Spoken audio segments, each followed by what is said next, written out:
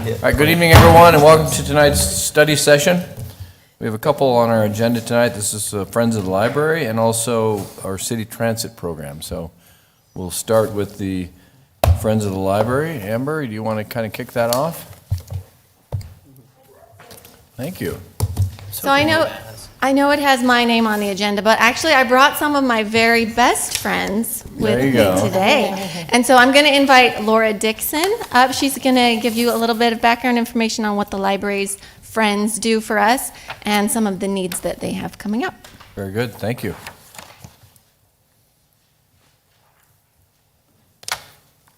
Thank you. Let me start by giving you the mission of the Friends of the Library. The mission of the Friends of the Casa Grande Library is to develop resources to support library services, programs that promote adult literacy, encourage enjoyment of reading, lifelong learning, and community involvement. I'll give you a little history of our Friends of the Library. I was surprised. I didn't realize that the Friends of the Library started as long ago as it did. There were concerned citizens back in the early 1980s. And they went to the library and they got together and they started having plays, book sales, dinners, anything they could to raise money for the Friends of the Library. The library, did you get our little spreadsheet? Mm-hmm. Over the past few years, we've donated over $200,000 to the city. No, to the library. Thank you. Well, you're welcome. We want to continue doing that, and that's why we're here tonight. We, in this last year, we just pledged to assist with the purchase of a new bookmobile. And the outside the library, a little Wi-Fi bench so that we can help people who don't have Wi-Fi connection. They can come, they can utilize the bench, they can connect, they can become part of the intranet universe. Other than that, we totally support the summer reading program. We're the ones that make sure that the summer reading program is there for the children. We give them the Overdrive, that gives you your electronic books through the library. We give people the scholastic fairs, okay? We have Vox books, little books that talk to the children. We are all about library, learning, and getting people involved with that process. However, we have a small problem, and that's where we're here to help hopefully get you to help us solve. Over the years, we've utilized the Women's Club, which is now the Black Box Theater. It was a wonderful venue for us. Perfect size, we could spread out. When that went away, we used the Pert Center. When that went away, we went over and found space at the Casa Grande, the old Casa Grande Mall, lots of parking. We held our book sales there. The big book sale we had was at the museum. We were there at the barn. It was, as the sites have diminished in size, the income to the Friends has diminished as well. We're now down to book sales at the top floor of the main library. We appreciate the space. It's a wonderful space. Parking is good, but it doesn't do what we want it to do. Here's our dream, and this is supposed to be a half-hour presentation. How's it going so far? We need a space. We need a space. Let me back up the truck. We currently utilize two spaces. One in the main library. We've got 2 1/4 shelves there where we can sell books. We've got shelving at the Vista Library that we can use to sell books. Because we don't have a venue, we have stopped accepting donations. The way the process used to work was people would bring in their used books, they'd be moving, there'd be estates, donation to the Friends of the Library. We would sort the books into the genre, box them. We had a spot in a storage facility, very hot, very dusty. We'd box the books up.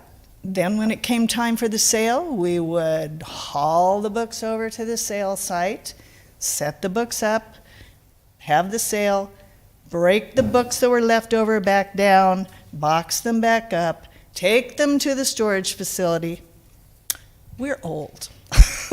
The average age of the Friends of the Library board, I would say, is probably 62, maybe. It became too much. So what we did is we stopped the donations because we didn't have a place for the sale. We're looking to you to remember us. If you have a site that comes up, I know that the Pert Center was yours, the Women's Club was yours. We're looking for a site that we can utilize every day of the year. We have looked at the Promenade Mall and asked about a site there. Far too expensive. If we paid the lease and the utilities, we'd end up coming out of our pockets. We have looked at the Casa Grande Mall. They're not interested in us anymore. I don't know what they're doing over there, but they have no interest in giving us a space. We have contacted realtors. We've contacted just about every person that we can think of who used to have space available in Casa Grande, but you probably know we're growing. And space is at a premium, and leases are very high. So we're looking to find a space where we can accept donations, sort them, put them on permanent shelves. We have enough members that we can monitor those sites and sell our books all the time. That will increase our income tremendously. And there's so much more we can do for the library. There is so much more. All Amber has to do is give us her wish list, and we would love to be able to wave our magic wand and make it so. We are also looking, if we can't do a permanent site, if you had a space at the rec center, if you had a space anywhere else where we could, on an honor system, set up our books. We could then accept a few donations, set up the books, and put the books out on the honor system and maybe increase income that way. But our annual book sales will be no more. Actually, they were semi-annual, large ones, and then smaller ones throughout the year. We just can't do it anymore. And that's what we're here for, is to ask for your help. Thank you. Okay. Yes. Mr. Powell? During the pandemic, I did a lot of reading. Mm-hmm. My mother's Dorothy Powell, so the senior center is important to me. Yes. But I took down 47 books that I had read, and they were all in good shape, but I didn't mean to be in stealing money. I'm not stealing, but but taking money from what you were doing. The ones I had, I just gave to them. Sure. And I heard you talking toward the end of this, toward that, so. Mm-hmm. Yeah, And that's good. what, we have had people donate wonderful books to us. Yes. There was a gentleman who was associated with the Reagan Library. And when he passed away, we obtained a lot of books from the Reagan Library. The history books were phenomenal. We put them out at the museum when we had our book sale there. They were the first to go. People just could not get enough of them. So we used to get wonderful donations, but unfortunately, that's not happening now. Hey, thanks for your presentation, and it's neat to see Amber. She's just like beaming back there when you talk. So I know you help her a lot. So if you could get a space, whatever this is, what would it look like, square footage wise? It would look possibly? about 1,900 to 1,000 So square feet. Not huge or anything. No, we don't Okay. need huge. We just need permanent. Enough space for us to accept donations, have a little place to sort them, have enough shelving to put them on the shelves. And that's about it. And you'd be open more often, you said. Than, We'd be open every day. We have enough members that someone could be there every day to sell and to, what we thought we would do is each of us would take a genre, mysteries, romance, history, biography, whatever, and then as the donations come in, they would That's your man section. their section. Yeah, yeah. So we had talked at one point in time on the community rec center that we might put a branch, a library, remote branch at the rec center.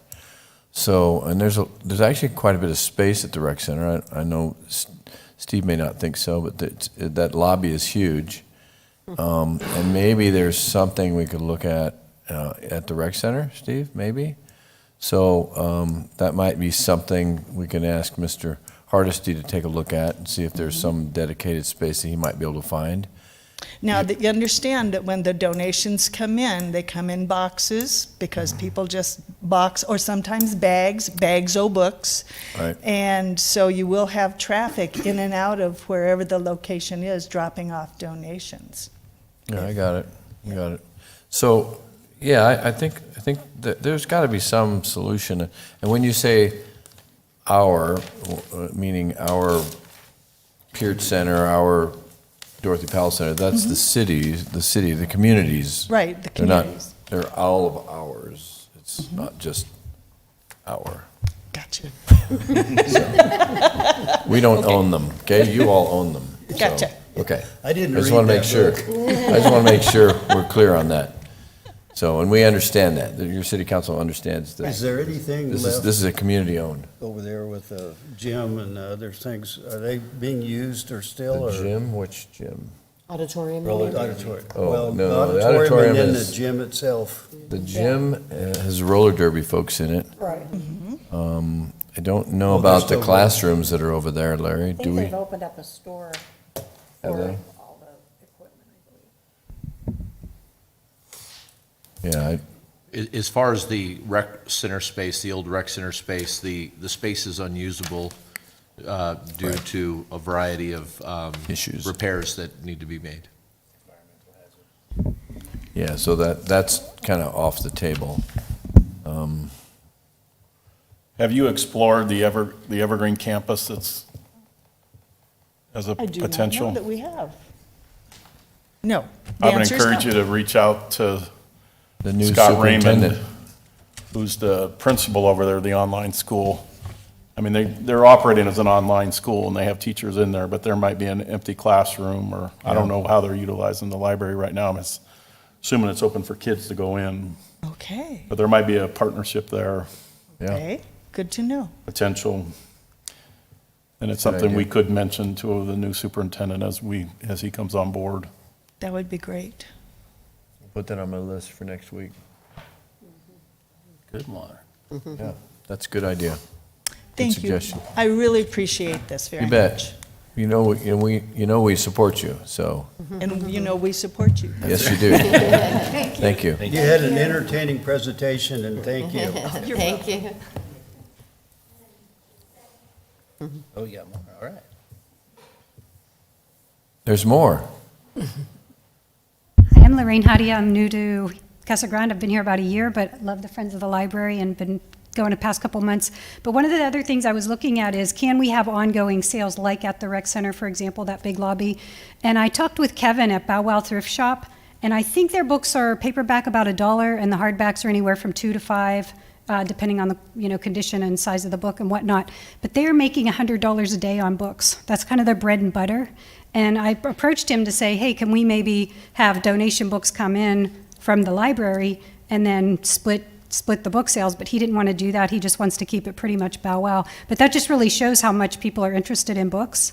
And then there's also the Casa Grande bookstore that's also, I understand it's somewhat new, and Tina DeSanto is the one who is owning that. I invited her to come to the past few library meetings, but she wasn't available to come yet.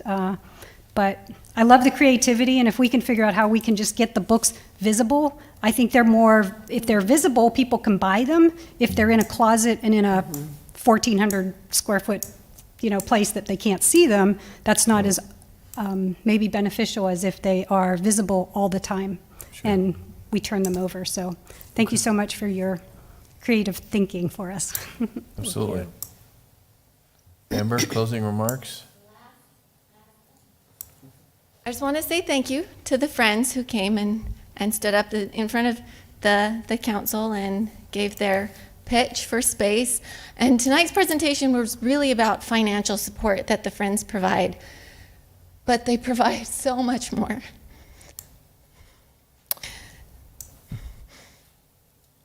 When it comes in the future, when we have a need to go before the voters, or when something legislative somewhere happens that affects the library, these are the people that I'm going to call. These are my advocates in the community. And it's more than just the friends. I mean, it's more than the library that they support. They support all of the programs that the city provides, the educational programs. We partner a lot with the schools, with the courts, with the justice system. Anything that we can do to help just about anybody else. The friends are there, and they're willing. And I just really appreciate that. Thank you. Thank you, Amber. Well, we know where your heart is on that. Anybody else have any other comments or questions? Okay, thank you. Thank you all for your presentation. Okay, Larry, that's next. We have the city manager's office, but I think that Stephen, maybe you're going to kind of kick this off. Yeah, I can introduce. Okay. So as you know, we hired Deb Brunner. She comes with us with a lot of experience, both in the private and public sector. She's a transit manager. She started about 2 months ago. She's been busy, and we thought we should come to you and just give you an overview of transit, and then also where our next steps are so that we can actually get buses running. And so I'm going to turn it over to Deb, and she's going to run through her presentation. Thank you, Stephen. I wanted to begin by saying that I'm recovering from losing my voice, so I'll do my very best. I may have to stop and start and let some air gather up before I begin again, so that would be the reason. But it's my pleasure to be here today and finally meet all of you, and it's just really great. I'm happy to be a part of what we're doing here at the city. And let's make sure I can do this. I'm not even sure where I'm aiming, Stephen. Okay, very good. Here you go. All right, so today what I thought we would talk about, I know you've had some presentations before in the past, but I thought we would talk a little bit about public transit, how it's funded, talk about the FTA, and then we'll get into we'll take a closer look at what we're doing, our planning efforts, and what the service is going to look like down the road.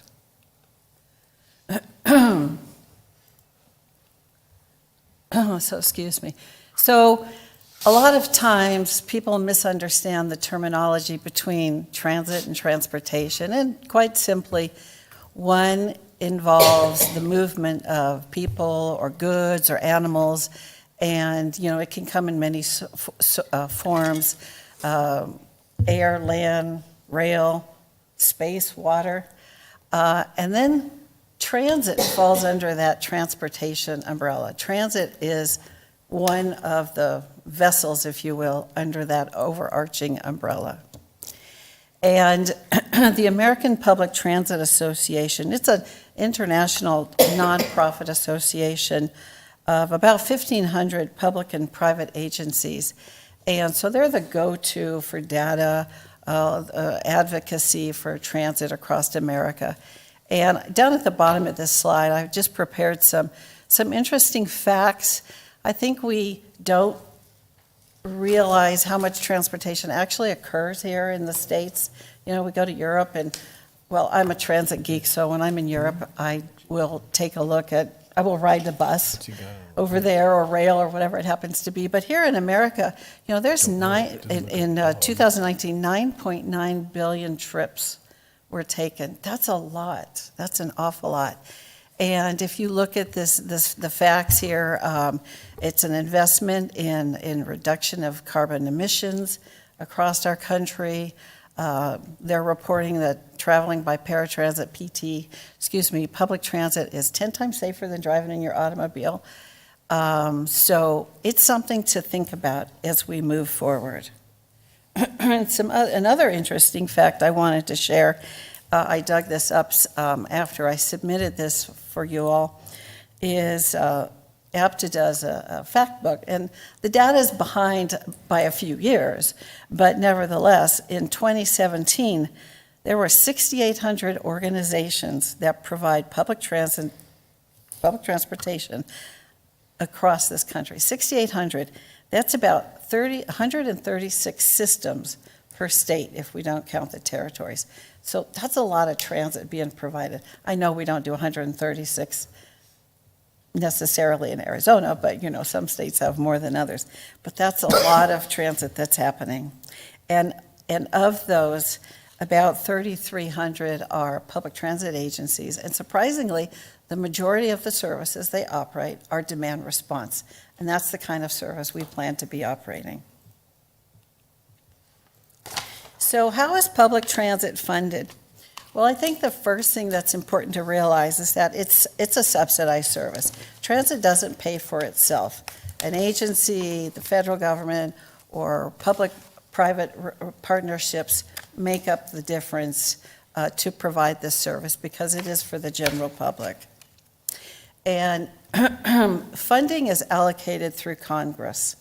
And the FAST Act, which you may have heard of, which is the Fixing America's Surface Transportation, that's the long version of it, is the funding bill that provides multi-year funding for transportation, including transit.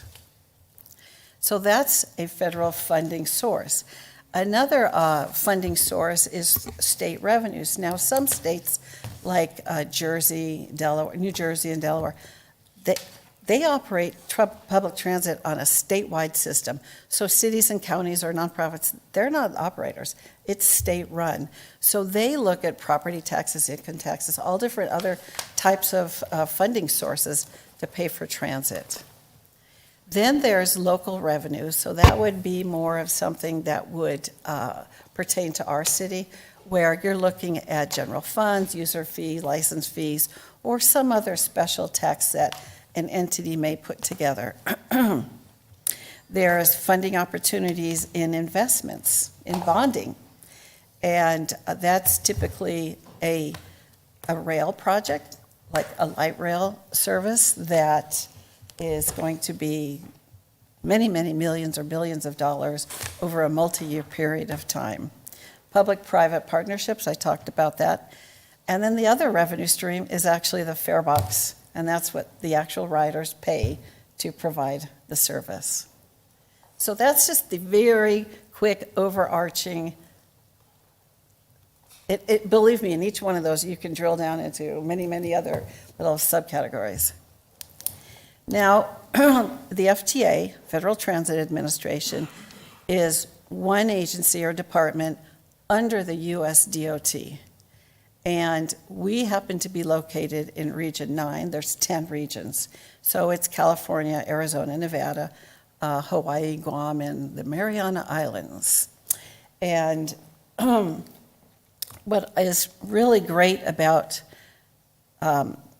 Region 9 is we have a dedicated liaison for our state. And you've worked with her in the past indirectly. Her name is Ariana Valle, and she assisted the contractors and city staff previously in our efforts to become a 5307 recipient. So we've already, as a city, been working with the FTA at getting us off the ground and getting us moving forward. And I would like to mention for a moment, I'm kind of a little trivia person, but under the US DOT, it includes, as I said, many departments, and some of you may not be aware that those include the FAA, the Federal Highway Administration, the Federal Motor Carrier Safety Administration, the Federal Railroad Association or Administration, the Great Lakes Lawrence Seaway Development Corporation, the Maritime Association, National Highway Safety Administration, the Pipeline and Hazardous Materials Safety Administration, and then finally the Inspector General for the DOT. So talk about umbrellas. We talked about the transit as a part of transit, and then you have this overarching US DOT. So a lot going on with transit and services. I will also mention that annually funding is appropriated through Congress. It's a formula. It's based on your performance standards in the past and also by population. So if we look at this next slide, and I do apologize, it's hard to read, but if you get your binoculars out, you can see that under the 5307 category, which is how we will be funded, Arizona receives $33 million just for that. Then if you look at a more populous state, for instance, California down a few lines, they're getting 10 times more, 331,000 just in the 5307. So that's just a snapshot of how the money's allocated. And then there's different funding sources. 5311, which are small rurals, 5310, which is for elderly and disabled, and then the 5307 for the larger urban. We're a small urban. Now, how is public transit funded in our community? Well, as a 5307 recipient, we receive 5307 funds, and our allocation right now is about $910,000. Now, when we use that, there's a federal match required, and depending on the type of expense, it's either at 80% or 50%. But we're not there yet because we have CARES Act funding to the tune of a little over $5.5 million. There's no sunset on that at this time. However, I did attend a conference last week, and the Region 9 chair or director indicated that we should probably be using it sooner than later and not hang on to it. So they haven't announced anything, but I would suspect they're trying to get us to use it. It was a one-time allocation from Congress to assist transit agencies stay whole. A lot of services, as you know, did not operate, or they reduced their hours, or they maybe modified their service. Well, what that meant is there was employees that either were not drawing an income or they weren't making as much as they were used to. So it made people whole by being able to pay for salaries during this time. It also assisted in by providing people who could no longer go to congregate meals, like to senior centers or things of that nature. Buses were used to deliver meals to their home. If they couldn't travel to the meal, special arrangements were made. Special arrangements were made to take people using CARES funds again to locations to get their shots or boosters or COVID testing. And also, in a few situations, buses actually became mobile clinics to get your shots and boosters. So it's been a real interesting situation that we're living through instead of just reading about it in a history book. In addition to that funding, there's the local revenue, and that's the local match we talked about. And that would be sources that the city would kick in. And then the fare box recovery. So again, when we launch the service, there will be a fare-free period, but after that, we will implement a fare structure. And that's another revenue stream. So the fare box recovery and the local revenue will contribute to, we will supplement the local fare box recovery with a local revenue. So if we take in more revenue, it reduces the local match that's required. And then ADOT very soon, we hope, or I heard possibly next month, will be introducing a notice of funding opportunity for 5311 buses or bus facilities. This would be an opportunity for the city to apply for a grant. It's competitive funding for vehicles. And in the past, I was here when you had a Ford Transit, the large pop-up van you took a look at, real nice vehicle, would work swell in this community, or something like a cutaway bus. These are the types of vehicles, if we so choose to, at the council's pleasure, we could apply for funding.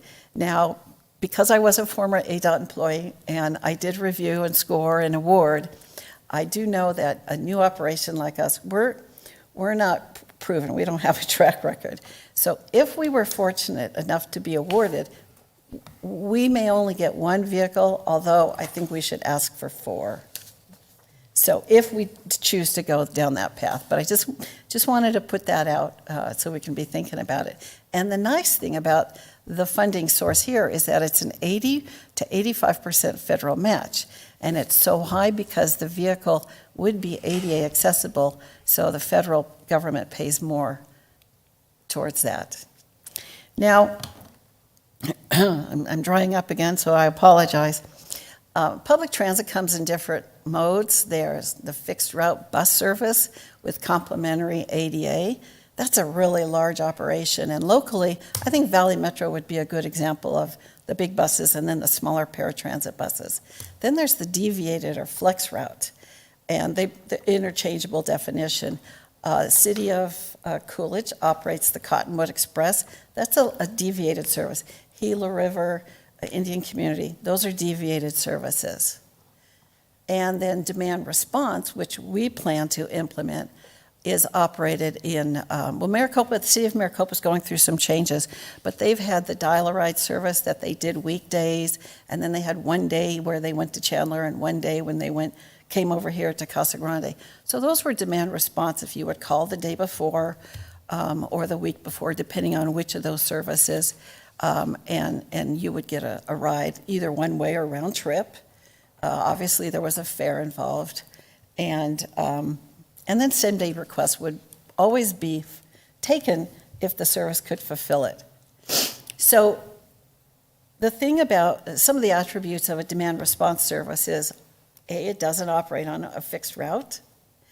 It's a shared ride service. Well, so are the other services, but it's not a taxi. Someone may be picked up or dropped off before you reach your destination.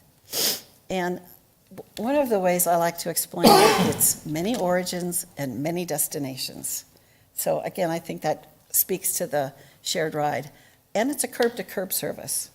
So the transit's going to drop you on a corner, which is great, but our service is going to go a little bit further, and I think really it'll bode well in our community. If you notice on your desk, you have a little handout. It's called What is Demand Response Service and What are the Requirements? I just prepared a little more detail for you to take a look at it in your opportunity. And then at the end of that are some common transit terms and definitions. It's just something you might want to refer to in the future. So for our service, our planned demand response service type, as we mentioned, it's going to be a shared ride. The goal is to contract the service out, make it a turnkey so that a contractor will come in and they will operate and maintain the vehicles. They will hire and train the drivers. They'll take care of customer service issue, at least frontline, and if it's escalated, certainly myself would be involved. The public can speak to me as well, but we like the contractor to be able to take care of something. A lot of times it's just a matter of misunderstanding, so public education can correct that in many instances. They'll take care of the reporting. They'll take care of the collection of material and fares as well. And our service is going to be operated within a service zone. So the trips will begin and end within that service area. So at this time, it's very finite, but as we grow, we can expand that. That's where I think we're going to have some oohs and ahs or boos or what. But, we've got to start and take our baby steps and then move forward. And there's no priority given to age or trip type. So trips are reserved on a first-come, first-served basis. One of the things we need to talk about is how old may a child be to ride alone in the bus without a guardian supervision? So I'll come back in the future before we launch service, and we'll have all of this stuff drilled out and presented for discussion and approval. We'll also offer travel training, and I think this is going to help service a lot. If someone has never ridden in a bus before, or they haven't done it in a long time, there's apprehension. Oh, I don't want to get on the bus. I don't know how to use it. Well, we would have individuals work with a travel trainer, and honestly, that's something I think I would do. I love to do. It's a one-on-one training experience. We'll explain how do you call and schedule a trip? How do you use the app if we have one? Then we'll ride with that person, show them how to pay the fare, how to get onto the bus, how to do it from beginning and end. And we find that breaks down a lot of barriers. And it's also good for children or seniors. And if people want to travel in a buddy mode, that might make it a lot easier for them. And lastly, one of the benefits of our service is there's connectivity with CART, the Central Arizona Regional Transit. So a passenger can travel to Coolidge to Florence. They can also travel to Eloy to the Love's truck stop or Greyhound stops. So those are kind of value added, if you will, benefits. So when transit is, how do we measure it? How do we know that we're meeting our goal and expectations? Well, there's metrics or key performance indicators, and these are not all of them, but these are certainly the more important indicators. So when we put out our request for proposal, we will have established what are our goals. How many trips do we want to see in a year? Now, we're going to be a startup, so we're not going to be too rigid, but we're going to have a fare box recovery revenue. The feds like to see 10%. We won't be there for a while, but we'll get there eventually. That's our goal. We want to make sure there's no missed trips. We want to monitor the number of complaints and the other aspects of this. We will not be owning the vehicles, but nevertheless, we want to make sure that they're being maintained and they're safe and maintenance is not deferred.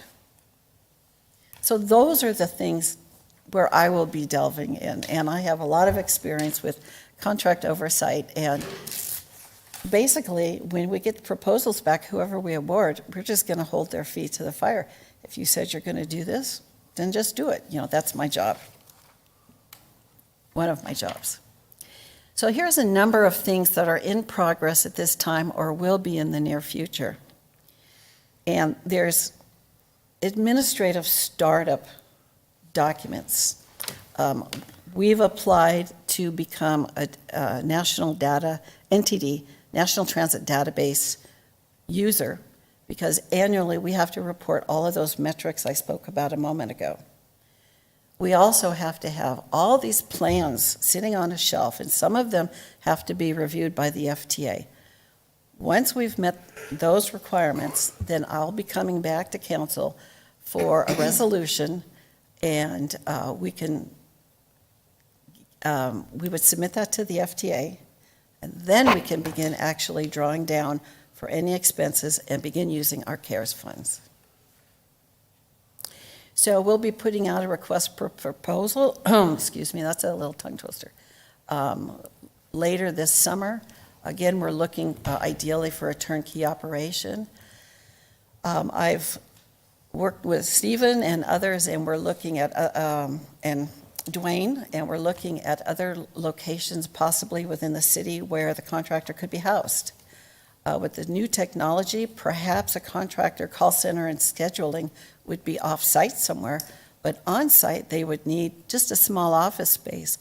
They'd have a computer maybe to log in, do emailing with their corporate office, to pick up supplies, materials, have a break room.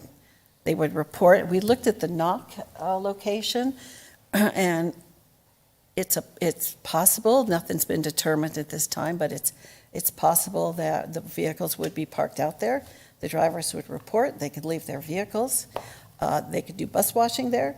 They could do fueling there.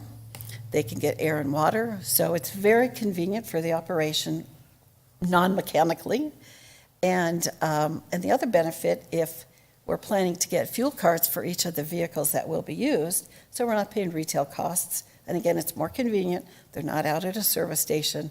They're at a big, wide, open area where they can fuel with minimum, problems. We'll be looking at a fare structure, which I mentioned earlier, and that'll probably be one of the first major tasks that our TAC, our Transit Advisory Committee, will be involved in. Staff will make recommendation, we'll review with the committee before we come to council with a recommendation. And the TAC, they're volunteers, and it's typically comprised of the bus riders, stakeholders, maybe employees of industry or service agencies that support public transit, like maybe a senior center or the area agency on aging, along those lines. And then we would probably have 1 or 2 members at large. Because people might be interested, but they don't work or they're not involved in those realms. Now, this is kind of the fun stuff, and we need to go through some branding. Who are we? We know who we are, but what do we want our transit service to look like? So if you take a look at these slides, Douglas Rides, Kern Transit, it's the city of Douglas, or it's the county of Kern. But they've developed a logo that says what they are, but it's slick and it's interesting, it's easily identifiable, and that's the kind of thing we're going to be looking for. Ideally, we could also do a bus wrap. Now, surprisingly, this is the same vehicle. This is a before and after. And the white bus is your typical transit vehicle. It's got some stripes and a logo on it. But the red one, boy, that's got some impact. And you can see that's going to get a lot more attention on the road. It says who you are, and you got a phone number. And you might also notice on the front, it's easier to see on the red bus, there's a bike rack. I think eventually, if we don't start with it, we should get bike racks on the front of the vehicles so that a bus rider, who is also a bicyclist, can ride the bus for a portion of their trip and then finish it or begin it, with a bus. And that's very common. So this is exciting. And then this is a lot of other important background work that I'm working on. We've got once we figure out what our logo and our name's going to be, we can get a domain and then integrate it with the city website. We'll have a dedicated phone number we own, but the contractor would be, they'll be picking it up at wherever their call center is. We'll work with the startup with their drivers, and then, of course, the marketing and outreach.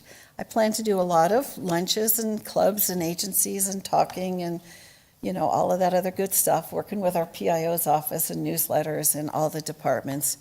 And then, anything else someone has creatively, I'm more than willing to go talk and introduce the service. I feel like we'll be successful, but it would be nice if we start with a bang. Somewhat of a bang. So that's my presentation, and if you have any questions, I'll be happy. Yes? Mr. Powell? I was watching this, and you get your tickets from dispatch, and I thought, what in the world has a newspaper got to be doing with tickets for bus rides? And you have a dispatch center which makes tickets available, right? Well, the dispatch center, to some extent, that's correct.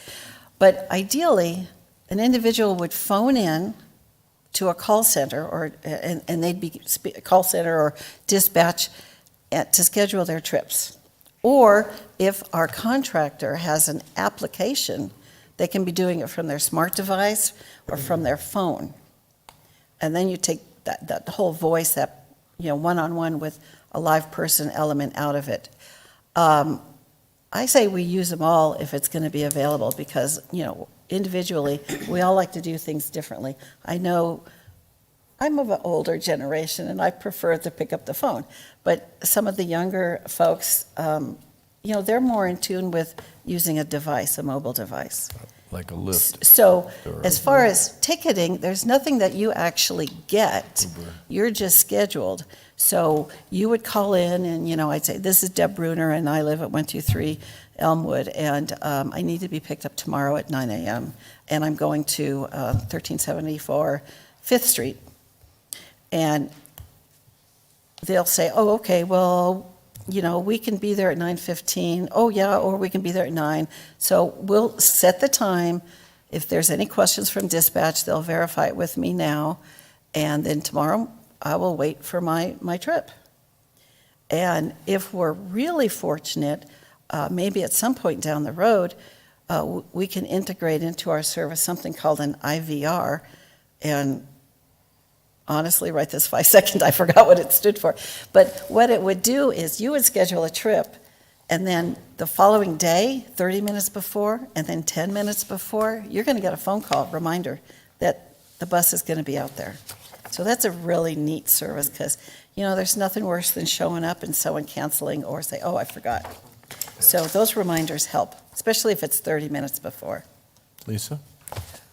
Well, first of all, I'm just so happy we're here at this point. I'm sure Dwayne and Larry have told you it's just been something that I've been an advocate for a long time, especially when some of our surrounding cities have this type of service. And I really do feel we've done our due diligence over the last 2 or 3 years, conducting surveys and holding meetings for the public and getting feedback. So I'm happy to see someone like you that's coming in to take this on, because it makes me feel confident that we are going to give it 110% when we roll this out. Mm-hmm. So I'm pleased to see that some of the concerns that we've had as a council over the years are in your presentation. Oh, It looks like you've addressed a lot of the issues that we've discussed, and so I'm sure our staff has communicated that to you. I'm excited about it. The timeline is great. Of course, there's going to be some skepticism, initially, especially when it comes to the route, not the route, but Service area. The service area. Yeah. So I think that, before we roll it out, I'd really like to take a look at that one more time, just, Yes. to make sure that we know exactly. And I think the collection of data is going to be critical, on where people are coming from and where they're going and everything. But, and I noted, you talked about the fare. One thing that I didn't see on here that I wanted to make sure we took a note of, because as I've talked about transit in the community, some of the social service agencies and employers have talked about vouchers, how they would like to provide some type of voucher, some type of credit, some type of card to some of their employees or some of the individuals that they serve. So if you can maybe incorporate that in your fare strategy, because there are agencies and companies that do want to be involved and provide that. And maybe, we've talked about sponsorships too, of private companies maybe the hospital or some of the big employers might wanting to sponsor. So that wasn't on here too. But no, I'm so happy you're here, Deb. It's great meeting you, and looks like we're in good hands having you with us. So thank you. Thank you. And thank you very much. Mr. Redditor, you had a question? Did you want to finish your thought? Well, I was just going to say that I have given some thought to other types of fair media, or we've talked about it, and that would definitely be something we would roll out. So we would be looking at that, and we talked about some sponsorships. So we'll definitely come back with some ideas. Yes, thank you. You bet. Thank you. Thanks for the presentation, Deb. I just have 2 quick questions. The current supply chain issues that are going on, do you anticipate that may be a problem acquiring the vehicles? Or are you aware that they're readily available to go?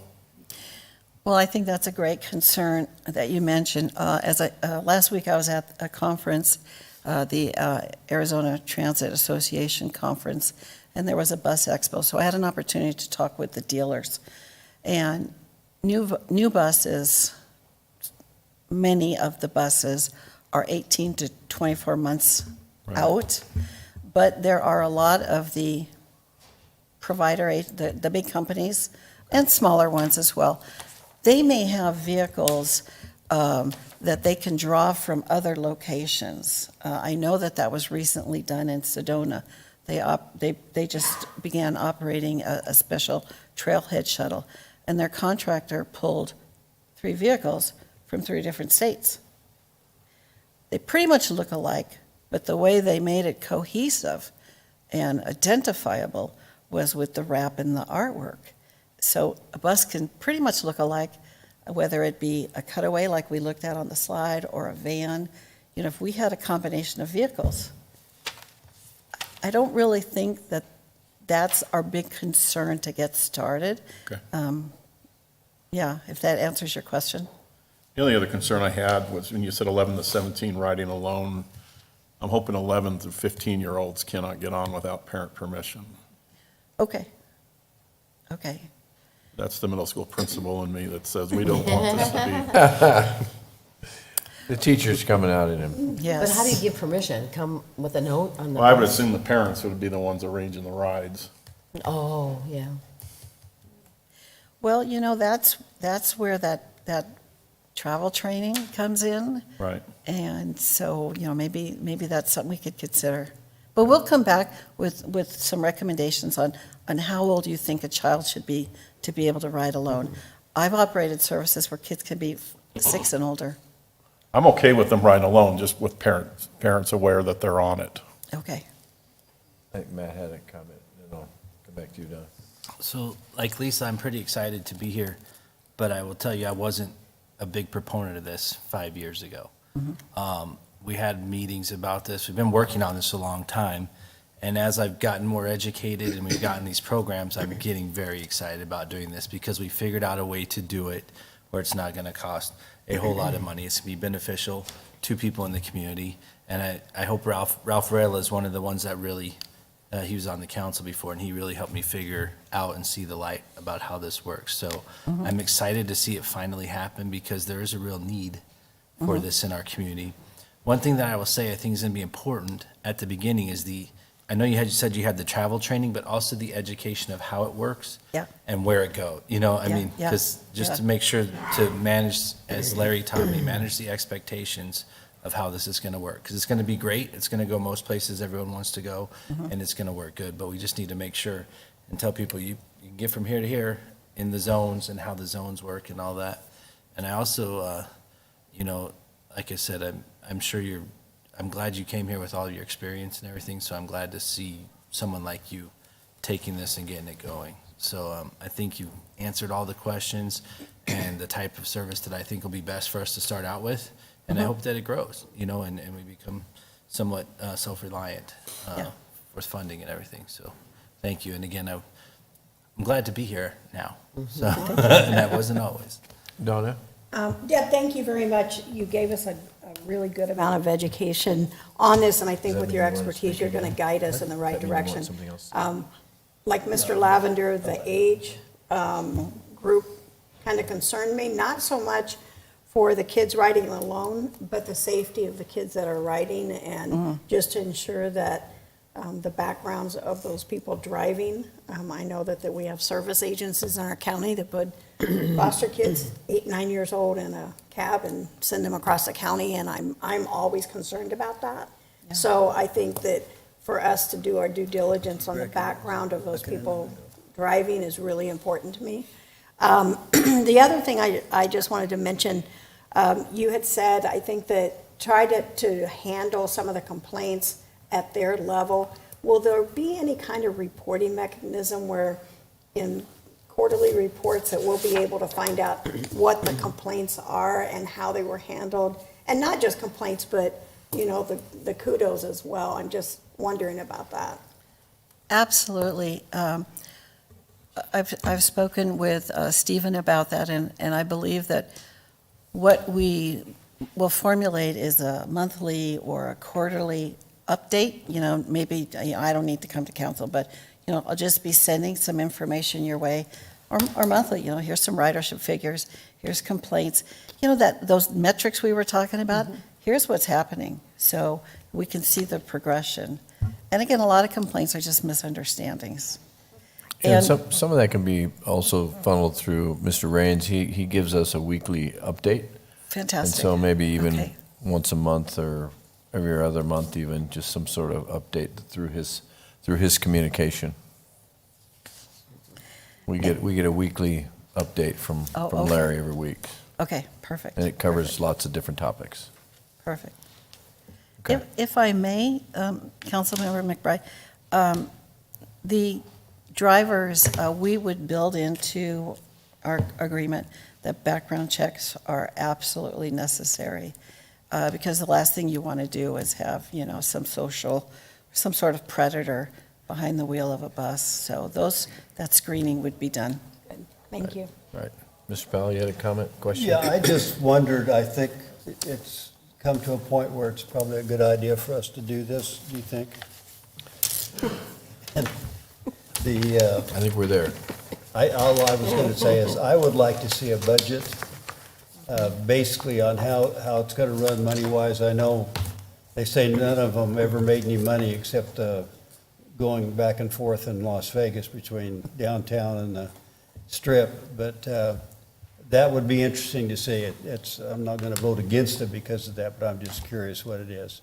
Okay. Definitely have a budget. We'll definitely come back. I'm okay still. So, thank you, Deb. Mayor? Did- Mayor, oh, go ahead. Bob, go ahead. I had a question as well.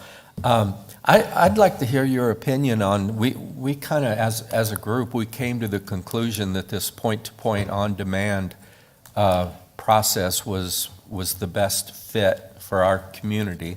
I'd kind of like to hear your opinion on if you think that's best for us or a traditional bus route.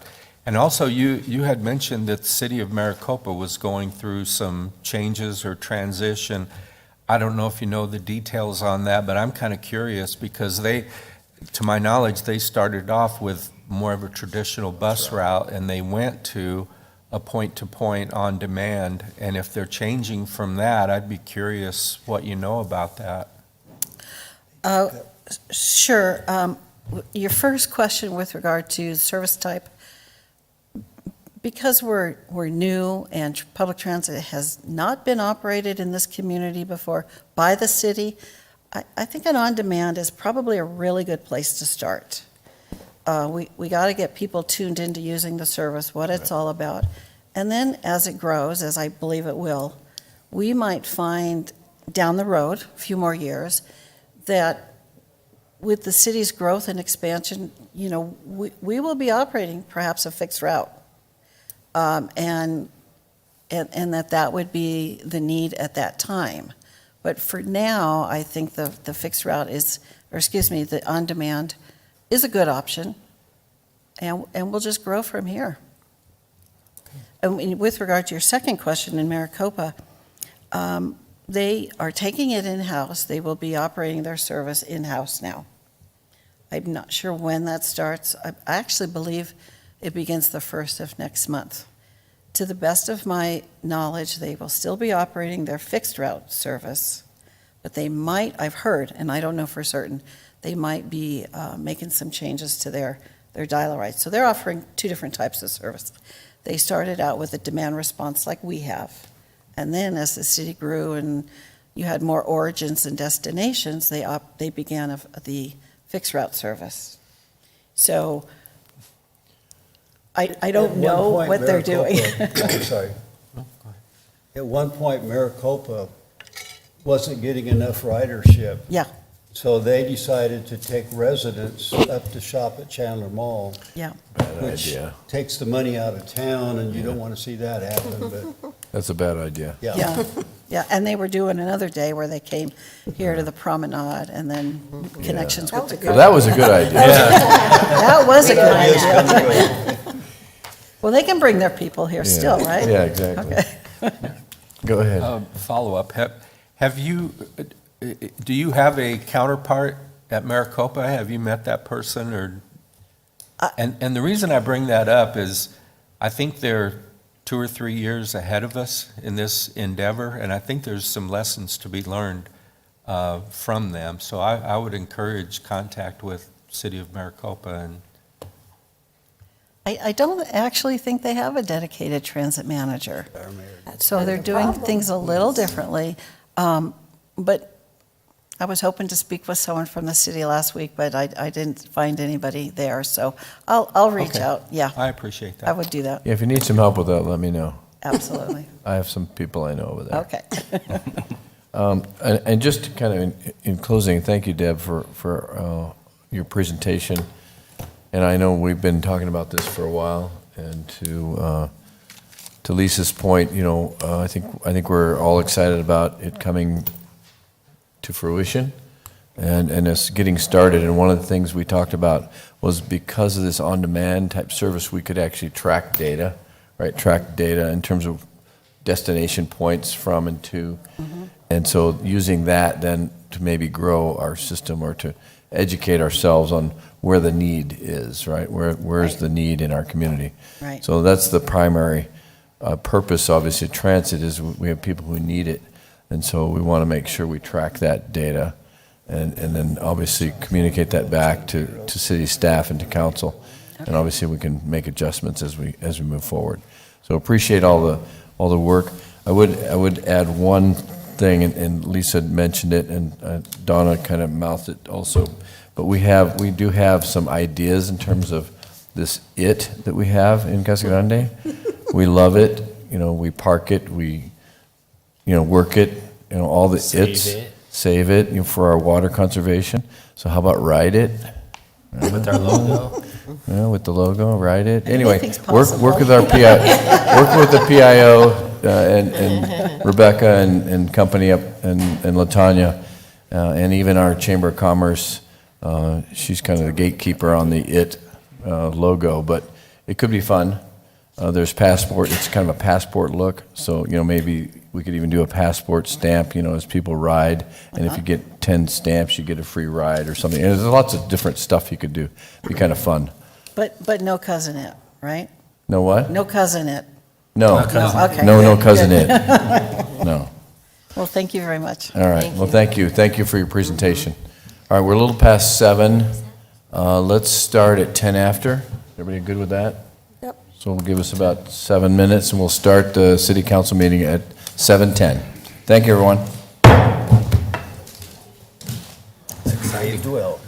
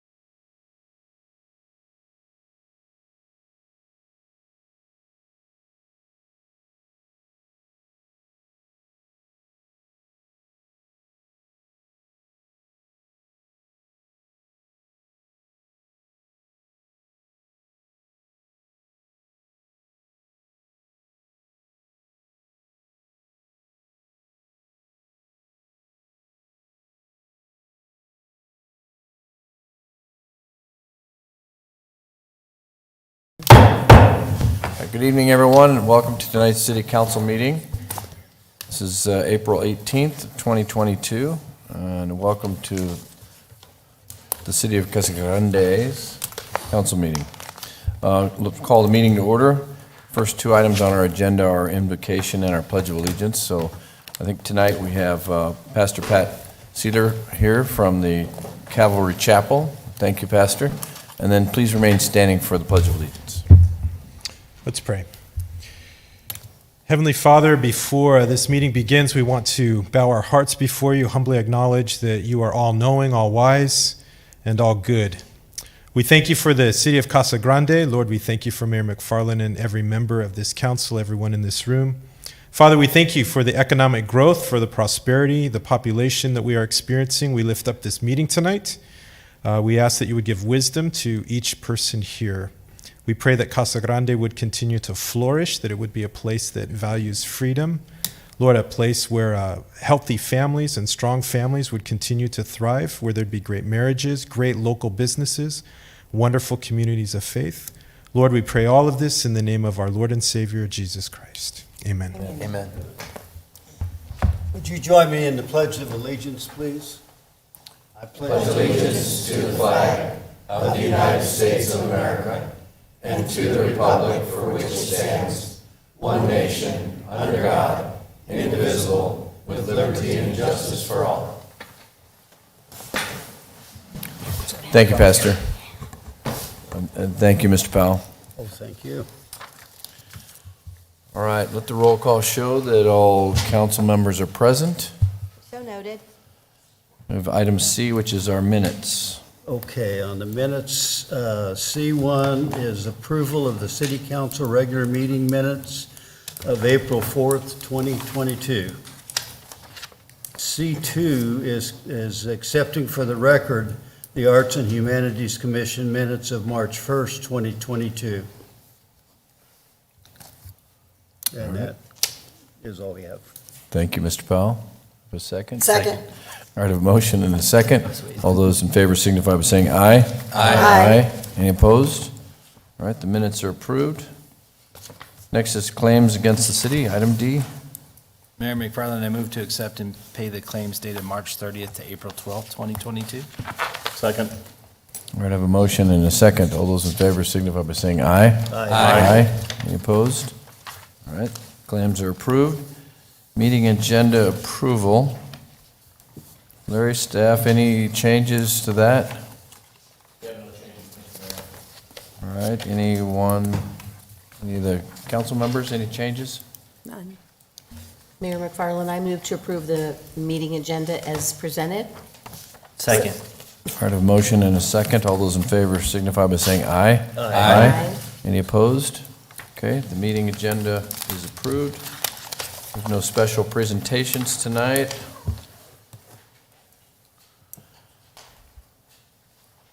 So we'll move into item G, which is our consent agenda items. The consent agenda, all items listed with an asterisk are considered routine matters and will be enacted, that's easy for me to say, by one motion and one roll call vote of the council. There'll be no separate discussion of these items unless a council member or member of the public so requests, in which event the item will be removed from the consent agenda and considered in its normal sequence of the agenda. Is there anyone who wants to remove any of the consent agenda items? Anybody from the public? Okay, seeing none, then I'll entertain a motion. Mayor McFarland, I move to accept the consent agenda as presented. Second. All right, I have a motion and a second. Lori, can I please get a roll call vote? Councilmember Lavender. Yes. Councilmember Huddleston. Yes. Councilmember McBride. Yes. Councilmember Fitzgibbons. Yes. Councilmember Herman. Yes. Mayor Pro Tem Powell. Yes. Mayor McFarland. Yes. All right, the next item on our agenda is item H, which is our public comments. Just want to remind anyone who's here to speak, that wants to speak to council, this is your opportunity. The items that you speak about are not agendized, so we can't comment on them, but we can give direction to staff to follow up with you at a later point. I do have one speaking card, so I'm going to go with that one first, and then I'll open the floor to anyone else who would like to. We have Joe Tuckey. Joe, if you please give us your name and your address, and you have 3 minutes, please. Joe Tuckey, 10693 North Arapahoe Drive. And my questions, 2 questions. First one is on the pension. I know that you've solved the pension problem for now, but what are you doing ongoing to make sure you don't build up a more deficiency? That's the first question. And the second one is a comment. I've lived here for 15 months now. I really like the city. I moved here from Seal Beach, California, where they have the same kind of transportation system that you have. The city of Seal Beach is a third the size of this city. And the city itself has a transportation network. And within the city is a Leisure World. And in Leisure World, it has its own network. And its network, every day of the week, from 9 till 4, the transportation within that place picks up at one place, and then it delivers to about 4 different places. Then it completes the thing again, and I'm suggesting that Seal Beach have the same kind of thing 3 of the 5 days a week, because 2 of the days they could have the on-call thing, and 3 of the days they'd have the regular thing where they meet at maybe downtown or at Banner or at the port, at the promenade, and all 3 places are visited about 5 times a day, so people would know when they could go there. The other 2 days could be your off-site things where people go for their other needs. Now, the city of Seal Beach is a third of the size of this town. You have a bigger budget, and I believe that this city could afford to do that kind of a thing a lot easier than a small city like Seal Beach. Now, I don't want it to become Seal Beach. I love the place the way it is, but I think that that's probably been brought up, what I'm suggesting, but I think the people should do that kind of thing, or at least consider looking into it. If you're going to have the guy there 5 days a week sitting there, somebody's going to be paying him, and 3 days of the week he could do a circuit for the most popular places, and the other 2 days he could do the other thing. That's my comments and my questions. Thank you. All right, thank you, Mr. Tuckey. And Mr. Raines, can we have somebody follow up with him on the pension? Because obviously that is something we did deal with this last year. And then maybe our transit manager might reach out to him and follow up with Mr. Tuckey on some of his suggestions. And as I said earlier, we are going to be gathering data. So obviously, as that data is gathered, we will make adjustments to the system. Thank you. Thank you, Mr. Tuckey. Okay. Is there anyone else here that didn't submit a card who would like to address the council? Ms. Pratt.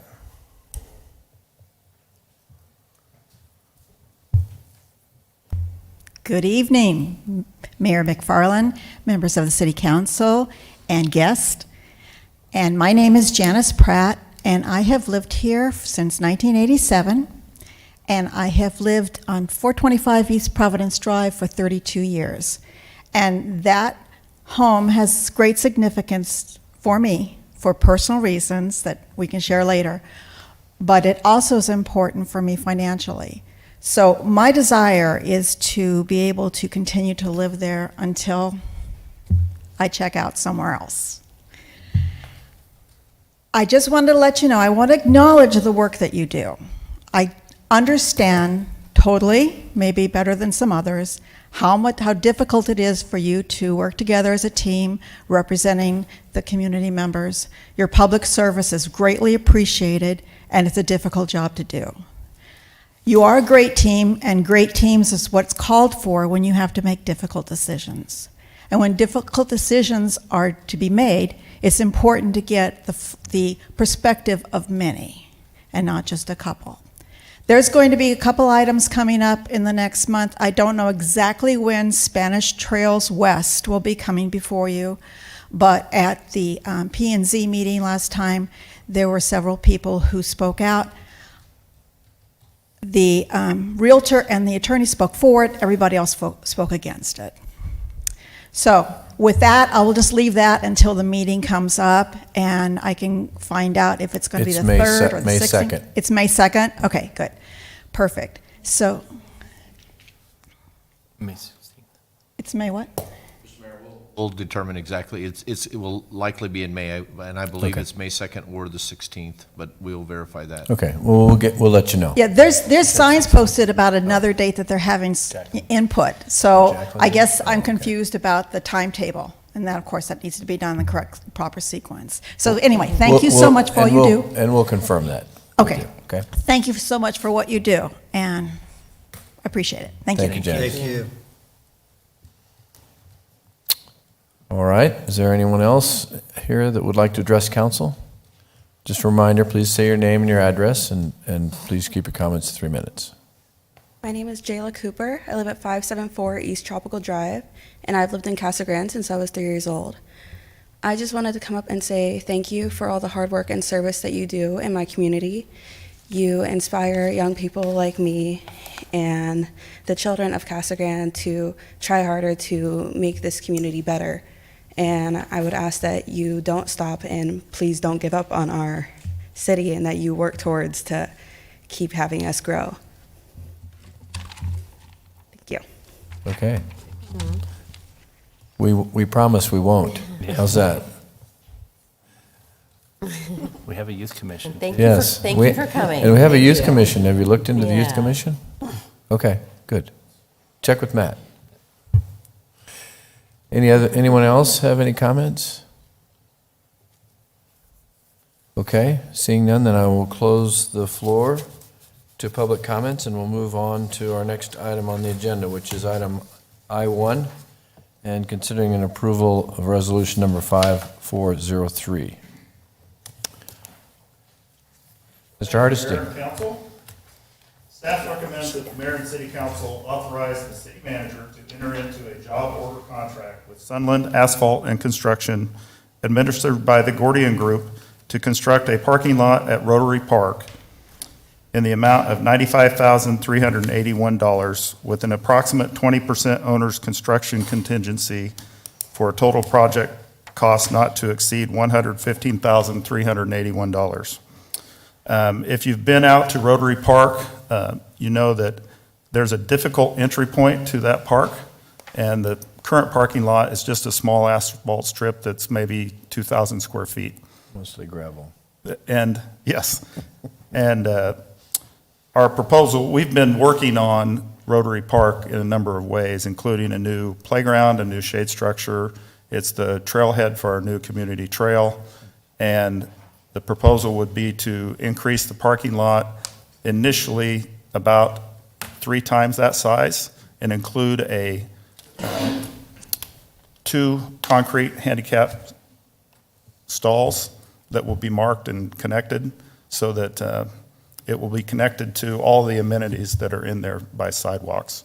So the initial proposal will be to have asphalt millings as the surface, similar to the rodeo grounds, with the 2 ADA stalls being concrete.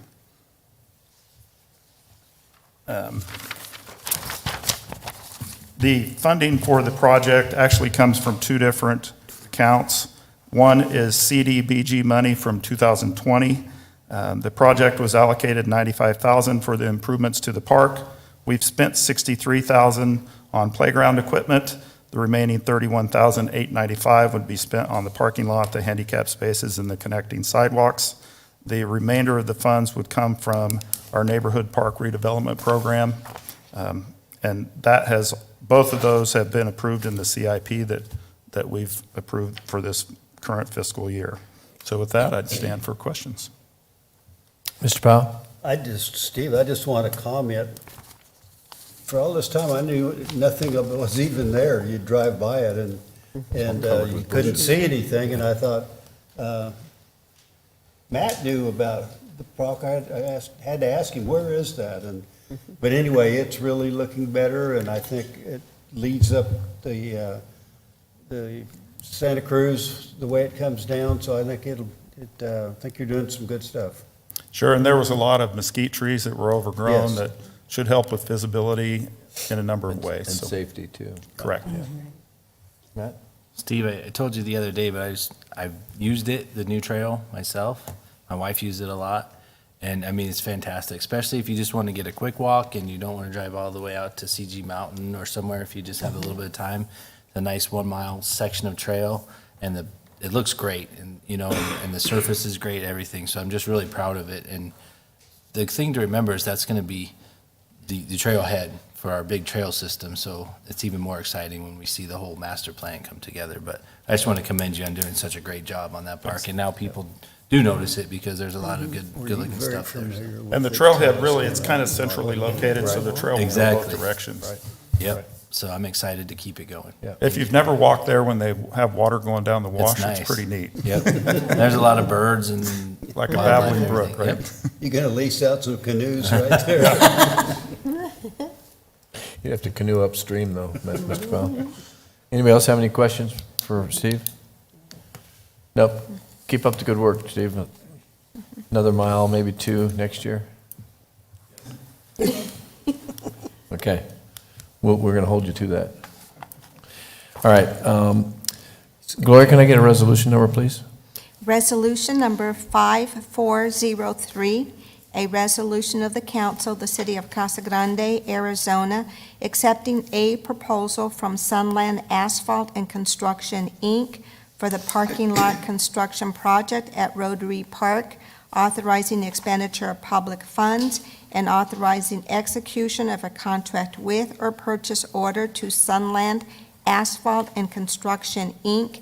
in accordance with the terms submitted to the Arizona State Bid List and authorizing transfer of budget authority between accounts.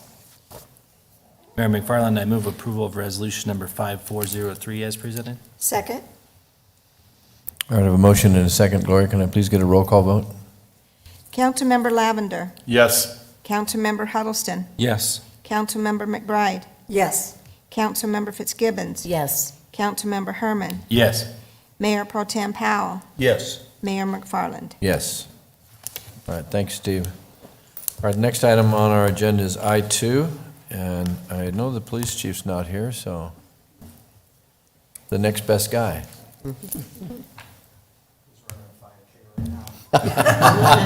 In a wheelchair, maybe. Mayor, I'm sorry. Oh, he's watching you. Mayor and council, good evening. Staff recommends mayor and council authorize staff to execute contracts and issue purchase orders for the acquisition of materials and services for the ongoing upgrade of the audiovisual system in the Emergency Operations Center. We are requesting the Technology Providers Incorporated, TPI, be selected for the implementation of the third phase due to TPI conducting phases 1 and 2. This will result in cost savings for the city and provide continuity in completion of the upgrades to the EOC. Phase 3 consists of upgrading the EOC video infrastructure from analog to digital, installing wireless streaming devices for different city departments to send content to the system, and providing broadcast capabilities to the EOC conference room, CAD monitor, and conference rooms 128 and 129. These upgrades will improve conferencing, training employees, and elevate the facilitation of emergency EOC activations.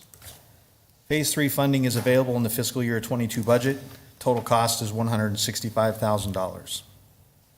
And with that, I can answer any questions.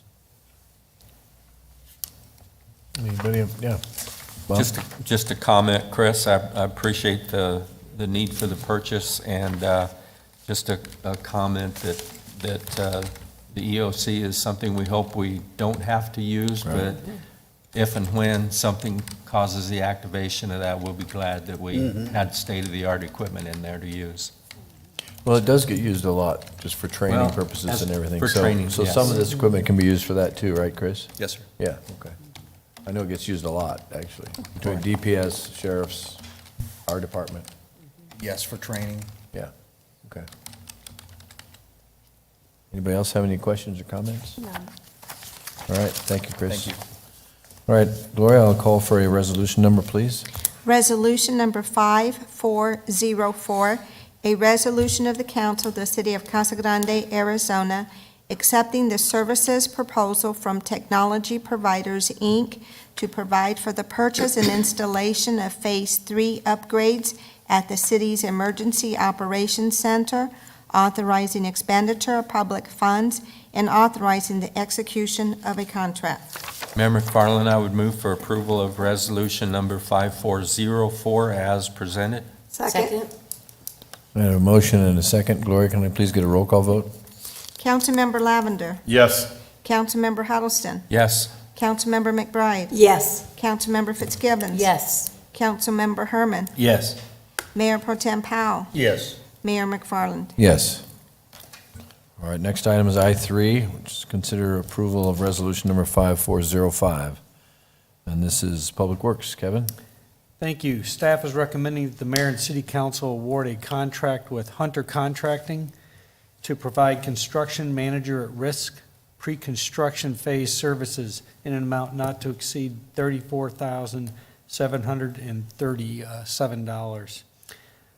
We did put a request for qualifications out for this, and we had 2 firms submit their qualifications, and we went through a process to evaluate each of those firms to determine which was the most qualified and responsive company, and Hunter Contracting is the firm that our selection panel did select.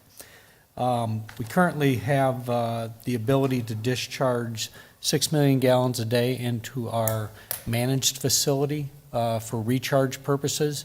This is going to, once we get this constructed, a series of 5 ponds just to the northeast of our plant site, kind of between our plant and Dave White Park. A series of 5 ponds that we'll use to recharge our effluent. This will give us the capability to recharge up to 2 million additional gallons a day, bringing us up to a total of 8. And we're also in the process of looking at other options for recharge and reuse. So we'll continue that effort to make sure that we get up to our total of 12 mgg to match our treatment capacity. We did budget for this project this year, and that was approved in last year's, or this current year's budget. This will obviously carry forward into the next fiscal year. We'll roll those funds over because we won't be finishing this for quite a few months. This is the perfect time to bring on the contractor so that they can start working with our design firm, which is in the process of finishing final design. So they'll work together to come up with that final design, work on costing, and trying to cut any costs wherever that's possible. So with that, I'd be happy to answer any questions. Kevin, this is pre-construction, so this is not constructing the ponds. No, they'll be working, and during this process, I apologize, they'll be working to develop the guaranteed maximum price for construction. Right, just don't want people to think that for $34,000, we're going to get 5 ponds. That is Can't get a parking lot absolutely for $34,000. So, okay. Anybody have any questions? Kevin? Actually, it's $95,000 for a parking lot, right, Steve? Steve's still here, yeah. Okay. All right, seeing no other comments or questions, then I'll call for a resolution number, please, Gloria. Resolution number 5405, a resolution of the council of the city of Casa Grande, Arizona, accepting the proposal from Hunter Contracting Company to provide pre-construction services as a construction manager at risk for the constructed recharge facility project, authorizing expenditure of public funds and authorizing the execution of a contract. Mr. Mayor, I move to approve Resolution 5405 as presented. Second. I have a motion and a second. Gloria, can I please get a roll call vote? Councilmember Lavender. Yes. Councilmember Huddleston. Yes. Councilmember McBride. Yes. Councilmember Fitzgibbons. Yes. Councilmember Herman. Yes. Mayor Pro Tem Powell. Yes. Mayor McFarland. Yes. All right, next item is I-4. This is considered the approval of resolution number 5406. Again, back to you, Kevin. Thanks. Staff recommends the mayor and city council award a contract for the Headworks Motor Control Center repairs to Keller Electric Industries Incorporated. This agreement will repair and improve the Headworks Motor Control Center at the wastewater treatment plant, and it's in an amount not to exceed $150,000. Now, the contract for this is $109,368, and we're asking for a contingency of the remainder of that amount to give us spending authority up to $150,000. So the Headworks is the first process at the wastewater treatment plant. It lifts all the waste into the plant, removes all of our solid material that can't be pumped through the plant, the grit and things that might damage the plant as it goes through the process. So it's that initial cleaning process. With that said, it also is the area where we have probably the highest concentrations of H2S, which is the very corrosive gas that happens when the waste starts to break down in the collection system. And we do have a scrubber system at that location that helps us clean that H2S out of the air, but it does expose our equipment to that gas, and over the years, we've just come to need to replace and repair some of that equipment. So this project will accomplish that. We did a request for qualifications and only received one submittal. Kind of tells you what times we're having to deal with, only getting one respondent to an RFQ, but I think it's going to be more difficult to find people to do the work for us when we need it. So we were fortunate enough to have Keller Electric submit their qualifications, and we feel very comfortable moving forward with them performing these repairs. And we did budget for this in this year's budget at $150,000, so with that, I'd be happy to answer any questions.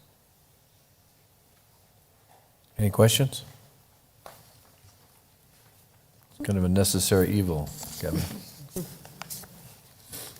All right. But seeing no comments or questions, then I'll call for a resolution number, please, Gloria. Resolution number 5406, a resolution of the council, the city of Casa Grande, Arizona, accepting a proposal from Keller Electric Industries, Inc.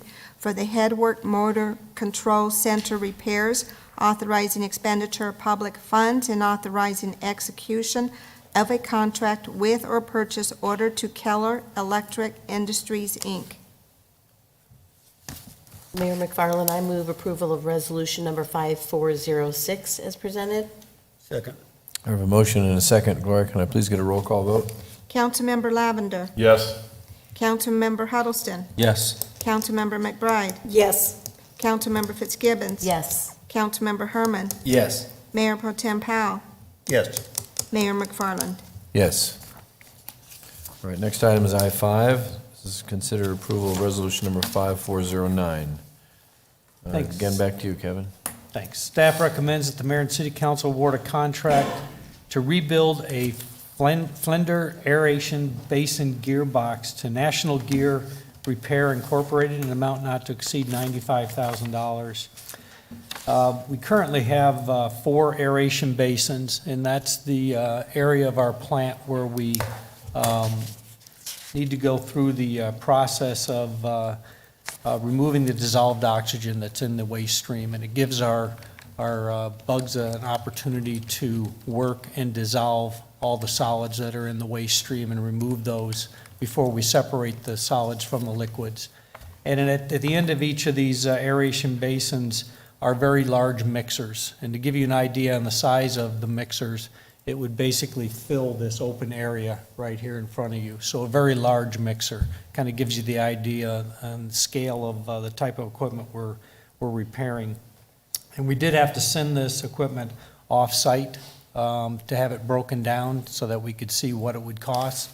So that's why we're moving forward with this company. It was the one of the few companies that specializes in this type of work, so we felt comfortable sending our equipment there. Obviously, they now have it torn apart. We need to kind of move forward with that. We did try to get pricing for a new gearbox for this site, and we aren't able to receive that at this time because they're just not able to provide that equipment, to us. Whereas if they were designing equipment for a larger facility, 8 or 10 of these things, maybe they would be able to give us a price, but we've just not been able to get a quote. So we do want to move forward with this, and they should be able to finish the work in about 4 to 8 weeks, we're hoping. So with that, I'd be happy to answer any questions. Okay. Questions? Okay. Seeing none, then I'll call for a resolution number, please, Gloria. Resolution number 5409, a resolution of the council of the city of Casa Grande, Arizona, accepting the offer from National Gear Repairs, Inc. for the aeration basin gearbox rebuilt located at the city's water reclamation facility, authorizing expenditure of public funds and authorizing the execution of a contract with or purchase order to National Gear Repair, Inc. Mayor McFarland, I move approval of resolution number 5409 as presented. Second? All right, I have a motion and a second. Gloria, can I please get a roll call vote? Councilmember Lavender. Yes. Councilmember Huddleston. Yes. Councilmember McBride. Yes. Councilmember Fitzgibbons. Yes. Councilmember Herman. Yes. Mayor Pro Tem Powell. Yes. Mayor McFarland. Yes. Thank you, Kevin. All right, next we move to item K, which is, these are our ordinances, resolutions, and other matters or subjects requiring action by the council. Our first item is item K1, which is considering approval of resolution number 5410. And Angel, you are up. Mayor and Council, at the March 21st, 2021 City Council study session, staff brought before Council a 5 to 6 year capital improvement plan with projects ranging from park improvements to wastewater. After thorough review and assessment of potential funding sources, it was determined that some of the projects we would need to consider a GEO bond issuance for some of the projects. Arizona law, of course, requires city general obligation bonds to be authorized by the voters with no limit on amount that may be authorized and no limit on when the authorized debt may be issued. The last time the city presented a GEO bond issue before voters was on November 7, 2006. Within the last 16 years, the city has undertaken several new projects without polling voters for approval of the issuance of general obligation bonds. Staff is proposing to present 4 questions before the voters in the upcoming election if approved by Mayor and Council. I will not read the questions in detail, but I will give a brief description of the projects. Under question 1, Parks and Recreation Open Space Improvements for $37 million. Question 2, Public Safety Fire Bonds for a total of $22 million. Question 3, Civic Buildings Improvement Bonds for a total of $15 million. And question 4, Streets and Transit Improvement Bonds for a total of $51 million. And together, these projects would cost the city $125 million. It should be noted that over the last 15 years, the city has undertaken several projects that were funded directly through city funds. Further, the city is projecting to spend $26 million of city general fund in fiscal year 2023 to fund projects outside the list under consideration tonight. Staff recommends that Mayor and Council approve a resolution ordering and calling a special bond election to be held for the city of Casa Grande on November 8, 2022. Should Mayor and Council opt not to approve the action to order and call a special bond election, the city will have to take the alternate route of utilizing existing funds for these projects, which would, due to the complexity and level of funding required for these projects, Due to the complexity and level of funding required for these projects, that would spread the completion of these projects way beyond 15 years as the city accumulates surplus funds to allocate towards the projects. Accumulation of surplus funds, of course, may require a decrease in the level of services provided by the city. Therefore, staff is recommending that Mayor and Council consider a resolution ordering and calling a special election to be held for the city of Casa Grande on November 8th, 2022. I will pause for your questions. Thank you, Angel. So just to reiterate, this is to call for an election so that the public, our citizens, have the opportunity to vote for these 4 questions. So basically, it would be a yes vote or a no vote. And so that will be on the November ballot for all City of Casa Grande residents. So that's what we're calling for here today. Does anybody else have any questions or comments on that? I know we've had several study sessions on this, so go ahead. And I know we have had several sessions, and a couple of the questions that have come up are these timelines, and is there, we can adjust these projects in these specific years, can't we, Larry? And these are just obviously guidelines or whatever, how we want to move forward, but. Yes, Mr. Mayor, members of the council, and Councilwoman Fitzgibbons specifically, I'm assuming that you're referring to the projects in each fiscal year that were recommended by staff. Just as a reminder, these particular projects were established based on our bonding package, what we could essentially issue each fiscal year in debt. But to answer your question specifically, the project timelines can change at the discretion of the mayor and council annually during our capital improvement program. And there are other factors such as accelerated assessed value and the like that could potentially result in us actually either having a greater bond program or a smaller bond program. So there's a number of factors. These were simply recommendations to kind of show the pathway. Thank you. Okay. Anybody else have any, Matt? With that, I think it's important to note, because there have been questions about the timing, and we're not just, if it's voted yes, we're not going to sell all the bonds immediately. No, So you're it's not. going to be a very strategic sale of bonds per project, like Lisa pointed out. But just so everyone knows, it wouldn't be, we're going to take all this debt at one time. And I think the right way to do it is to ask the citizens what kind of investment they want to make and where they think the, where their priorities lie. So it's going to be exciting to see how that goes out. And another thing was, some more specifics about it, like a fire station. We don't say where it's going to be, well, because we don't know where it's going to be in 4 or 5 years. It's going to be up to the fire department to map where the need is going to be. So it'll be very strategic, and like I said, we'll just sell them every year as needed if it passes.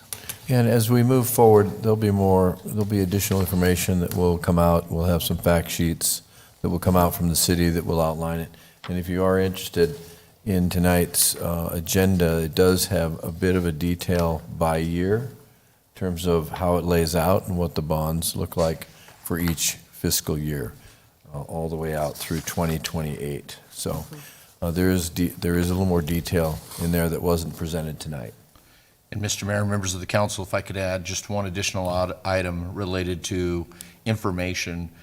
There is a required publicity pamphlet that will be issued as well by the city that will be delivered in advance of the November 8th election. And given the outcome of tonight's decision, then ultimately staff will begin to work on that immediately. Right. Thank you, Larry. Anybody else have any comments or questions? All right. Seeing none, then I will call for resolution number, please, Gloria.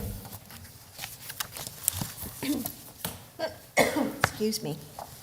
Resolution number 5410, a resolution of the City Council, the City of Casa Grande, Arizona, ordering and calling a special bond election to be held in and for the City of Casa Grande, Arizona, on November 8th, 2022, and to submit to the qualified electors thereof the questions of authorizing the issuance and sale of general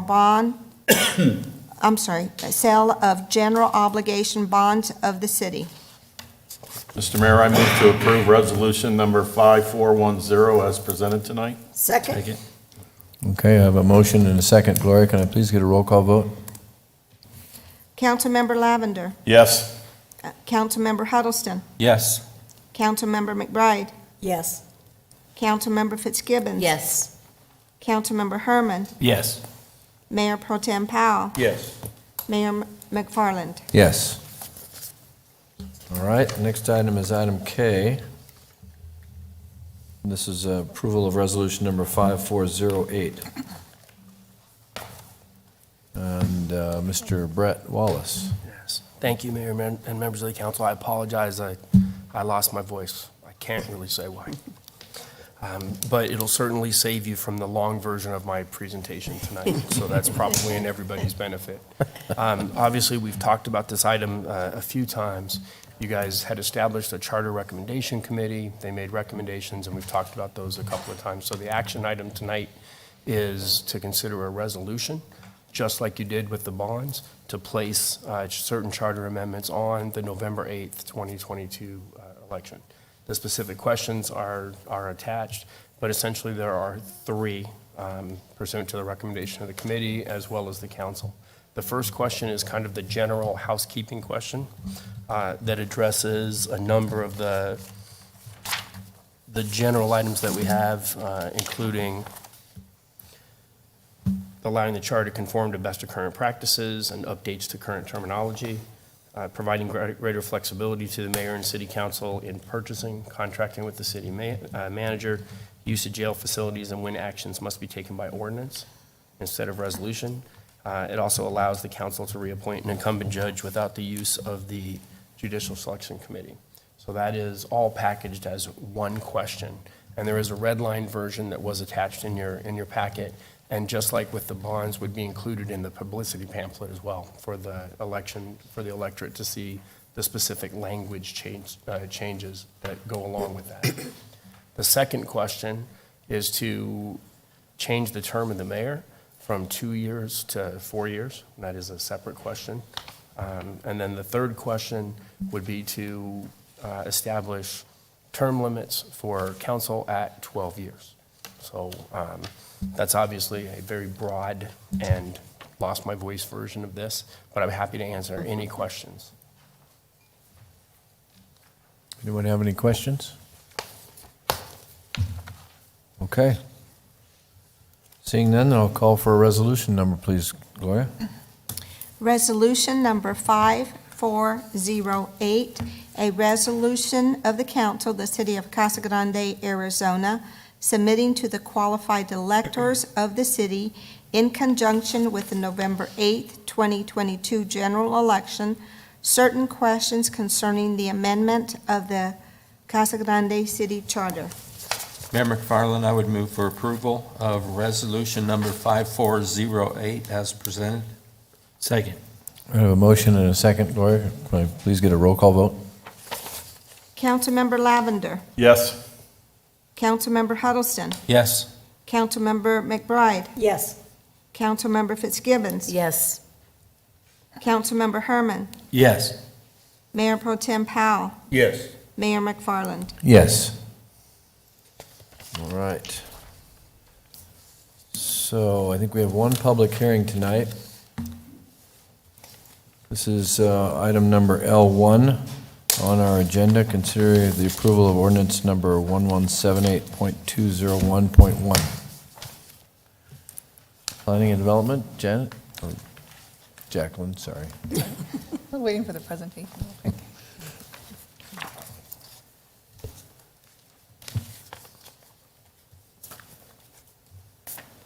Hi, good evening, Mayor, members of council. Next item on the agenda is a request by RVI Planning for a major amendment to the Crossings Planned Area Development. The site is located just south of Florence Boulevard between the Hennis Road alignment to the east and Via de Cielo to the west.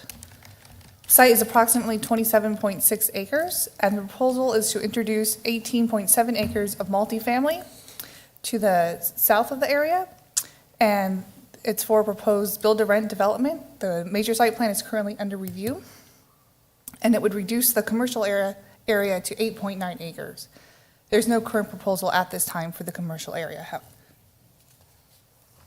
In reviewing the PAD review criteria, This is the list that the staff report goes into additional detail. I'll be going into more detail tonight on the 2 items highlighted. So with regard to the conformance to the city's general plan, the site is within the community corridor and neighborhoods land use category. Community corridor category allows for residential developments up to 25 dwelling units per acre, and the neighborhood land use category allows for a density of up to 20 dwelling units per acre on sites 20 acres or less. The proposed development is at 18.7 acres at 10.6 dwelling units per acre, meeting the requirements of the neighborhood land use category. And with regards to goals and action steps, the H2, Housing 2, encourages variety in neighborhood design and development patterns, and action steps suggests to encourage a range of neighborhood types, densities, and building design within the planned area development and throughout the city. With regards to the city's zoning ordinance, both the commercial and multifamily will be subject to the PAD design standards. On the multifamily, they'll be subject to the residential design standards for multifamily. And with the commercial site, to better align with the general plan design recommendations for community corridor, this PAD updates the front and corner setbacks to 15 feet with the idea of pushing buildings closer to the frontage of Florence Boulevard to make them more prominent and make them more pedestrian friendly. And also, the original PAD allowed for a 50-foot 4-story building, but was stipulated to a hotel or motel. We just took that stipulation out, and just to allow the maximum height of 50 feet or 4 stories for any building there. And then both the commercial area will be subject to a major site plan that would go to Planning Commission for approval. So regarding notification, the applicant and city met or exceeded the required requirements set out in city code, and I did not receive any inquiries or comments regarding this project. So with that, Planning Commission forwarded a favorable recommendation with a vote 7-0 to City Council for the approval of the Crossings Planned Area Development Amendment request, DSA 21-00213, with the following conditions of record.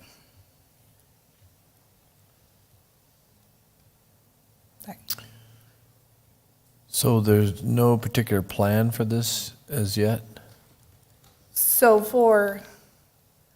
there is a proposal, a major site plan for the multifamily that's currently under review. Nothing for the commercial? We've had some pre-application meetings, but nothing has been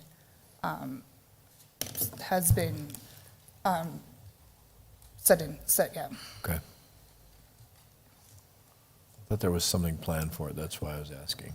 So, anybody else have any questions? Yeah, Bob? This may be premature, but will development of this property require the construction of Hennis Road?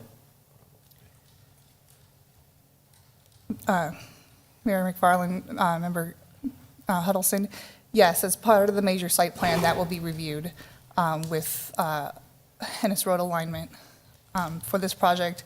And with all the, we are working with the development to the west as well.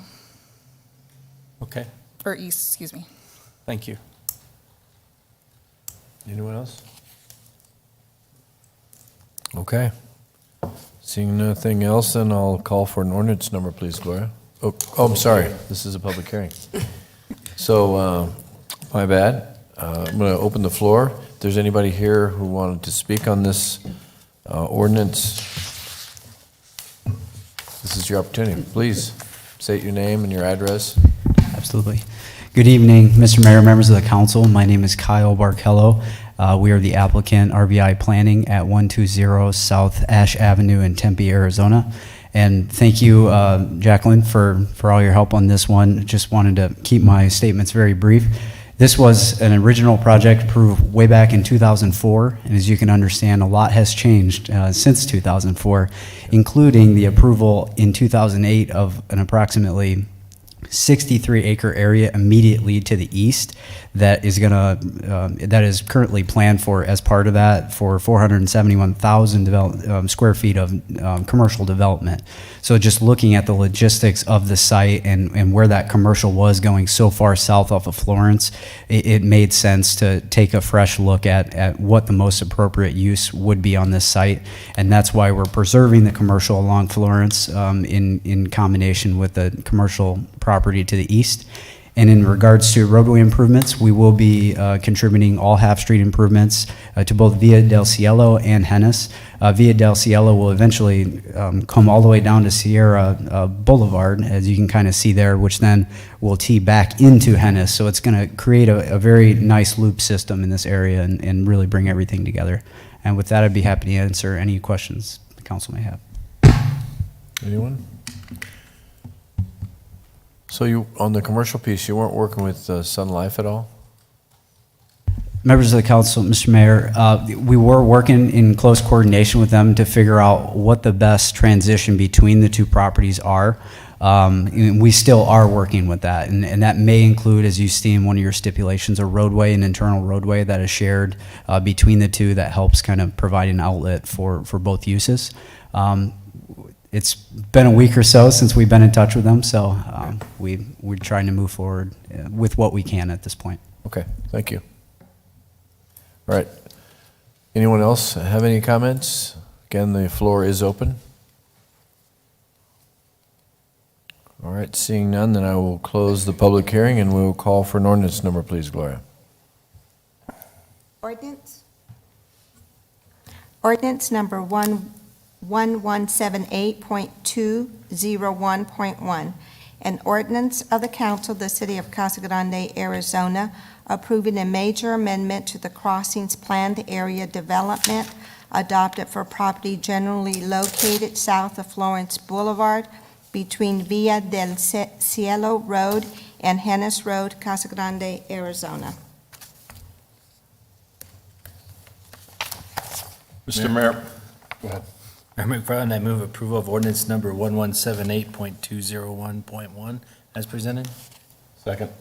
All right, I have a motion and a second. Gloria, can I please get a roll call vote? Councilmember Lavender. Yes. Councilmember Huddleston. Yes. Councilmember McBride. Yes. Councilmember Fitzgibbons. Yes. Councilmember Herman. Yes. Mayor Pro Tem Powell. Yes. Mayor McFarland. Yes. All right, that concludes most of tonight's business. I think what's next is our reports, so I'm going to start over here with you, Mr. Lavender. Thank you, Mr. Mayor. This Friday is the annual Cesar Chavez Scholarship Recognition Event.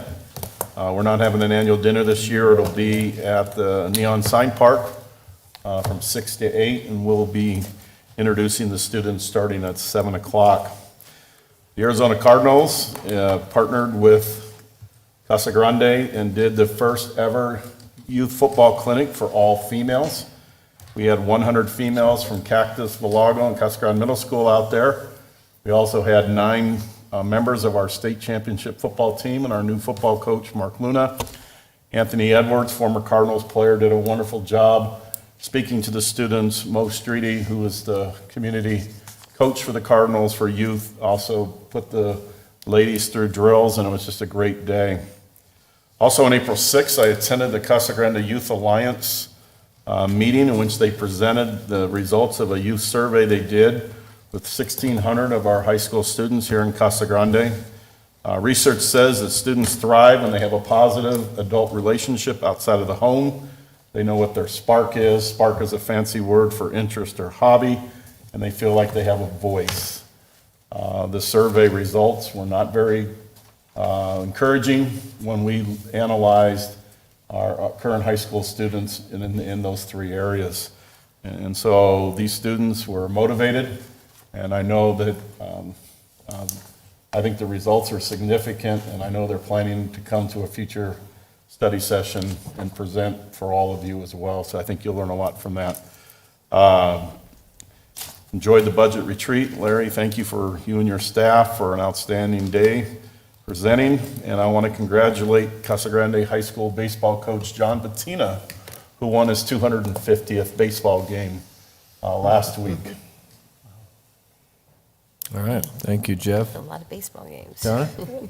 I just wanted to kudos to the police department. I had a brief conversation with our hospital CEO, and there was a situation that happened this weekend that ended up with a shooting at the hospital, and he was very complimentary about what happened and how the police handled it, and it didn't start there, it just happened to end there.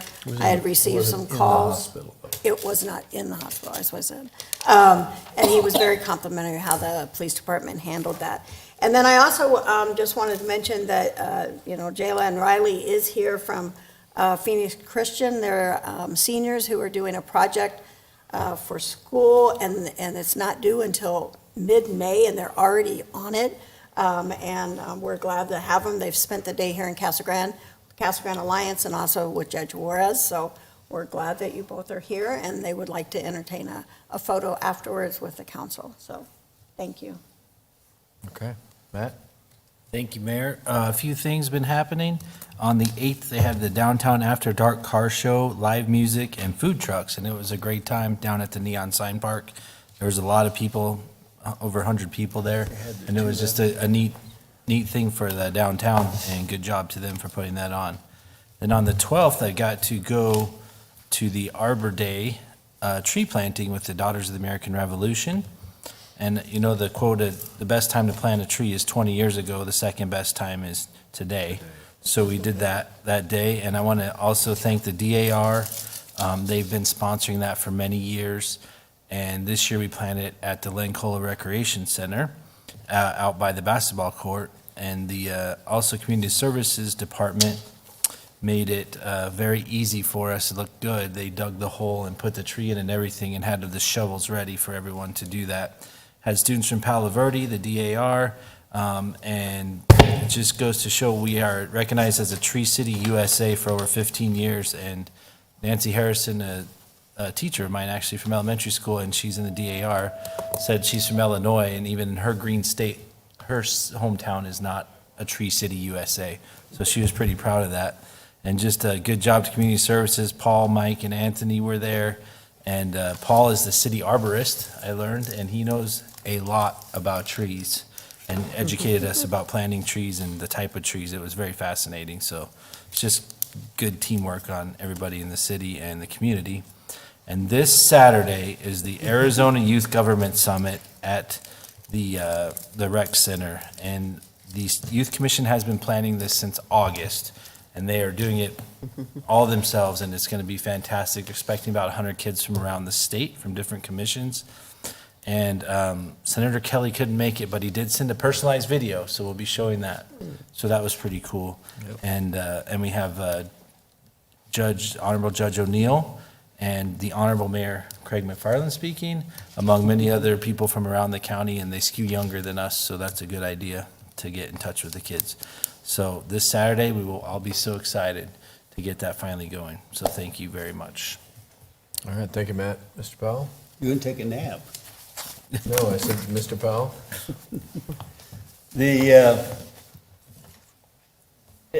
Personally, and this is just me, as I'm watching our community develop, we've always had a sense of community. And I'm concerned about some of the things we're putting together and what we're doing that kind of fall outside of that. And I've always thought that basically the new housing that's coming up, it's not the quantity of homes that we really should be interested in, it's the quality of the homes that are getting built. And I think we need to watch that closely. We just had one today that spoke very briefly, but she had the price or the availability changed on one of the builders that's working here right now, and she'd lost her husband, and the price and the rent and everything else gets pretty horrendous. And I was going to check with you and see if there's any way, but I'll do that out of here. And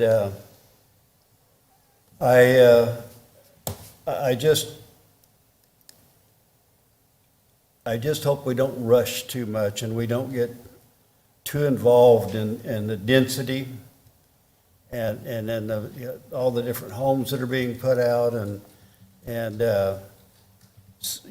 one of them just raised the price up from what it was, or the age stipulation it was going to be there and instead of following through. And so I think that's, as I say, I hope we can kind of spur our developers a little bit to maybe be more professional and to, not everybody obviously, but some of the ones that need to improve their quality levels, that they be talked to about it. So I'll pass that on.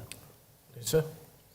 Well, last week I was able to attend the Interfaith Movement Dinner with Scott McEwen invited me last week, and it was such a pleasure, with all the different faith communities from across the state come together. So there's about 2,000 people. They honored Marie Osmond for all of her work she's done for the Children's Miracle Network and the millions and millions of dollars. But it was so nice because they celebrated the golden rule, which is so basic of being kind and helping others. And I think we all have to remember that and come back to that. And so it was such a pleasure attending that. I'm sure he wanted me to attend because there's some cities that are the golden cities, I guess they're called, and I'm sure he's going to probably push us to get to that. So I'm sure that was one of the reasons.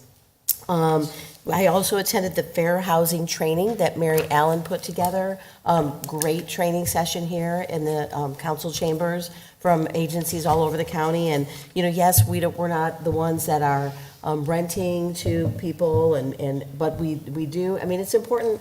I actually think all of us should attend that. I mean, it was a great session on housing. Of course, we influence decisions on zoning and ordinances and everything, which can really impact fair housing. So great session. I appreciate Mary inviting me to that.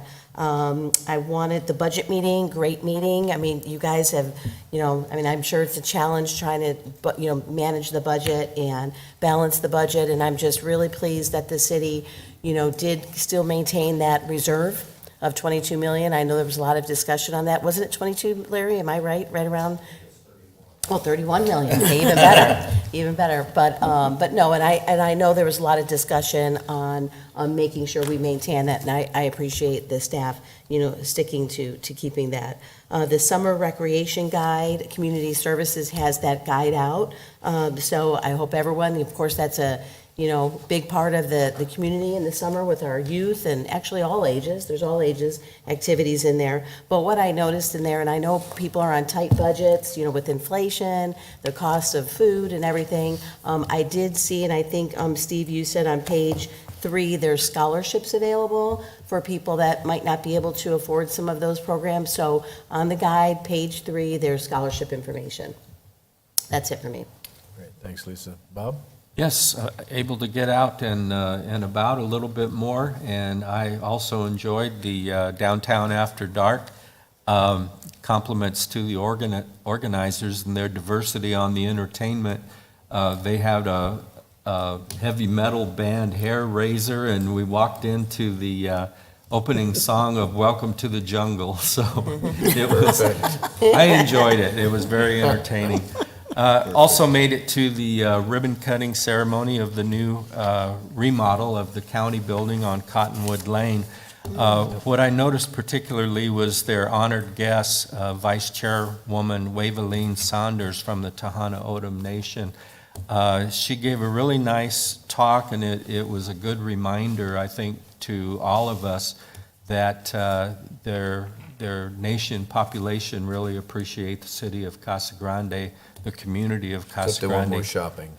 Yeah, and that they too consider themselves a member of our community, and I thought that was a good reminder that we've got some very good neighbors to the south. Excellent. So it was good to hear her speak. Yeah, thank you, That's Bob. All right, and just to add to Matt, thank you, Matt, for filling in on that Arbor Day. I think I've done it the last 5 years, and I missed this year, but. My mom's in the club too. As a side note, actually, the city of Casa Grande also was awarded the Arbor Day It's actually an award. The Casa Grande received the Tree City USA Growth Award by the Arbor Day Foundation. So there are actually there's not that many in the United States. So I think that was really a testament to our city services department and all the work that they do every year on that. I got an email from Richard at, he's at CHIPS, which is the group that helps at the CG Helps building, and they're looking for water donations. So if anybody has any water you want to donate, you can drop it off at the CG Helps building. They anticipate that they're going to probably give away 3 pallets of water this summer. So any help that anybody can give, please drop that off at the CG Helps office, which is in Peart Park. I did have a meeting today with our PRTA group, and the board did approve to send the ballot measure back to the council, to the supervisors, the county supervisors, because the county supervisors then will put it on the ballot. So it will be on the ballot in November, just so you know. And then one other thing that I get these notifications from the Phoenix Business Journal a lot as I subscribe to it, and there's this index that's called the Zonda Heat Index. And what it is it lists the hottest neighborhoods in this particular one is in metropolitan Phoenix. And the Zonda, which I've never heard of this index before, but the index determines the hotness of each market by changes in average sales price, sales volume, and total transaction volume, as well as new home activity and absorption in the market. And the city of Casa Grande came in number 2. Behind Santan Valley. So, like I said, I've never heard of the index before, but. You've seen that, they're over 100,000. And then, just to kind of follow up, last week I attended the Arizona Chamber of Commerce update and Senator Sinema at the Biltmore.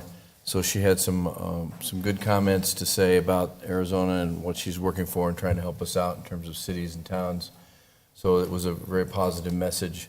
And then afterwards, I had a meeting with the I-10 Widening Coalition and had an opportunity to sit down with ADOT and with other interested groups and stakeholders in the I-10 widening, and did come to find out that we are going to ask for what's called a mega grant.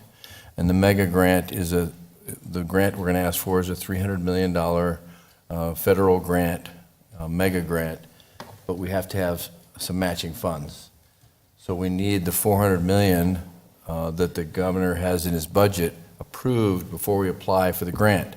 But the grant is due May 13th. And if you're following the legislature, they are a little bit stalemated on the budget. Now, TJ Shope, our senator for our area, has a bill in the system calling for the $400 million to be approved. So it's sitting on the side because it's in the budget, so they didn't run it through. So we're going to try, if you know any legislators, contact your legislators and ask them to get TJ Shope's bill off the sidelines and put it through and get it approved. It can be approved before the budget. And if it's approved before the budget, then we can apply for the $300 million in federal grants, and we can do I-10 widening as one project, not 4, which currently today it's set up as 4 projects. And if it gets approved and it's one project, we'll start the widening by 2023, which is 2 years ahead of its current time frame. So if you all drive I-10, like I drive I-10, please call your legislators and tell them to approve TJ Shope's $400 million for I-10. And if I don't get anything else accomplished, that is number 1, right there. Did I get my question? No. It's getting mean now. Okay, that's all I have. So, did you have a question, Mr. Powell? I just wondered what that 400,000 was for to begin with. The 400 million? Yeah. It's for widening of I-10. No, was that exactly what it was put up for? Yes. Okay. Yeah, the So governor that's put that in his you're budget. trying to get that money over? I'm trying to get another 300 million. Okay. Because it's about a $780 million project. Okay, very good. So Sure needs to be done. it needs to be done soon. And I did get a notification from ADOT that they are going to restrict truck traffic, or try to restrict truck traffic between Casa Grande and Chandler to the right lane. So they're going to, you'll start to see signage coming up on I-10. So hopefully that will give us a little relief. Yeah, a lot of places have. So, all right, that's all I have. So thank you, everyone, for being here tonight.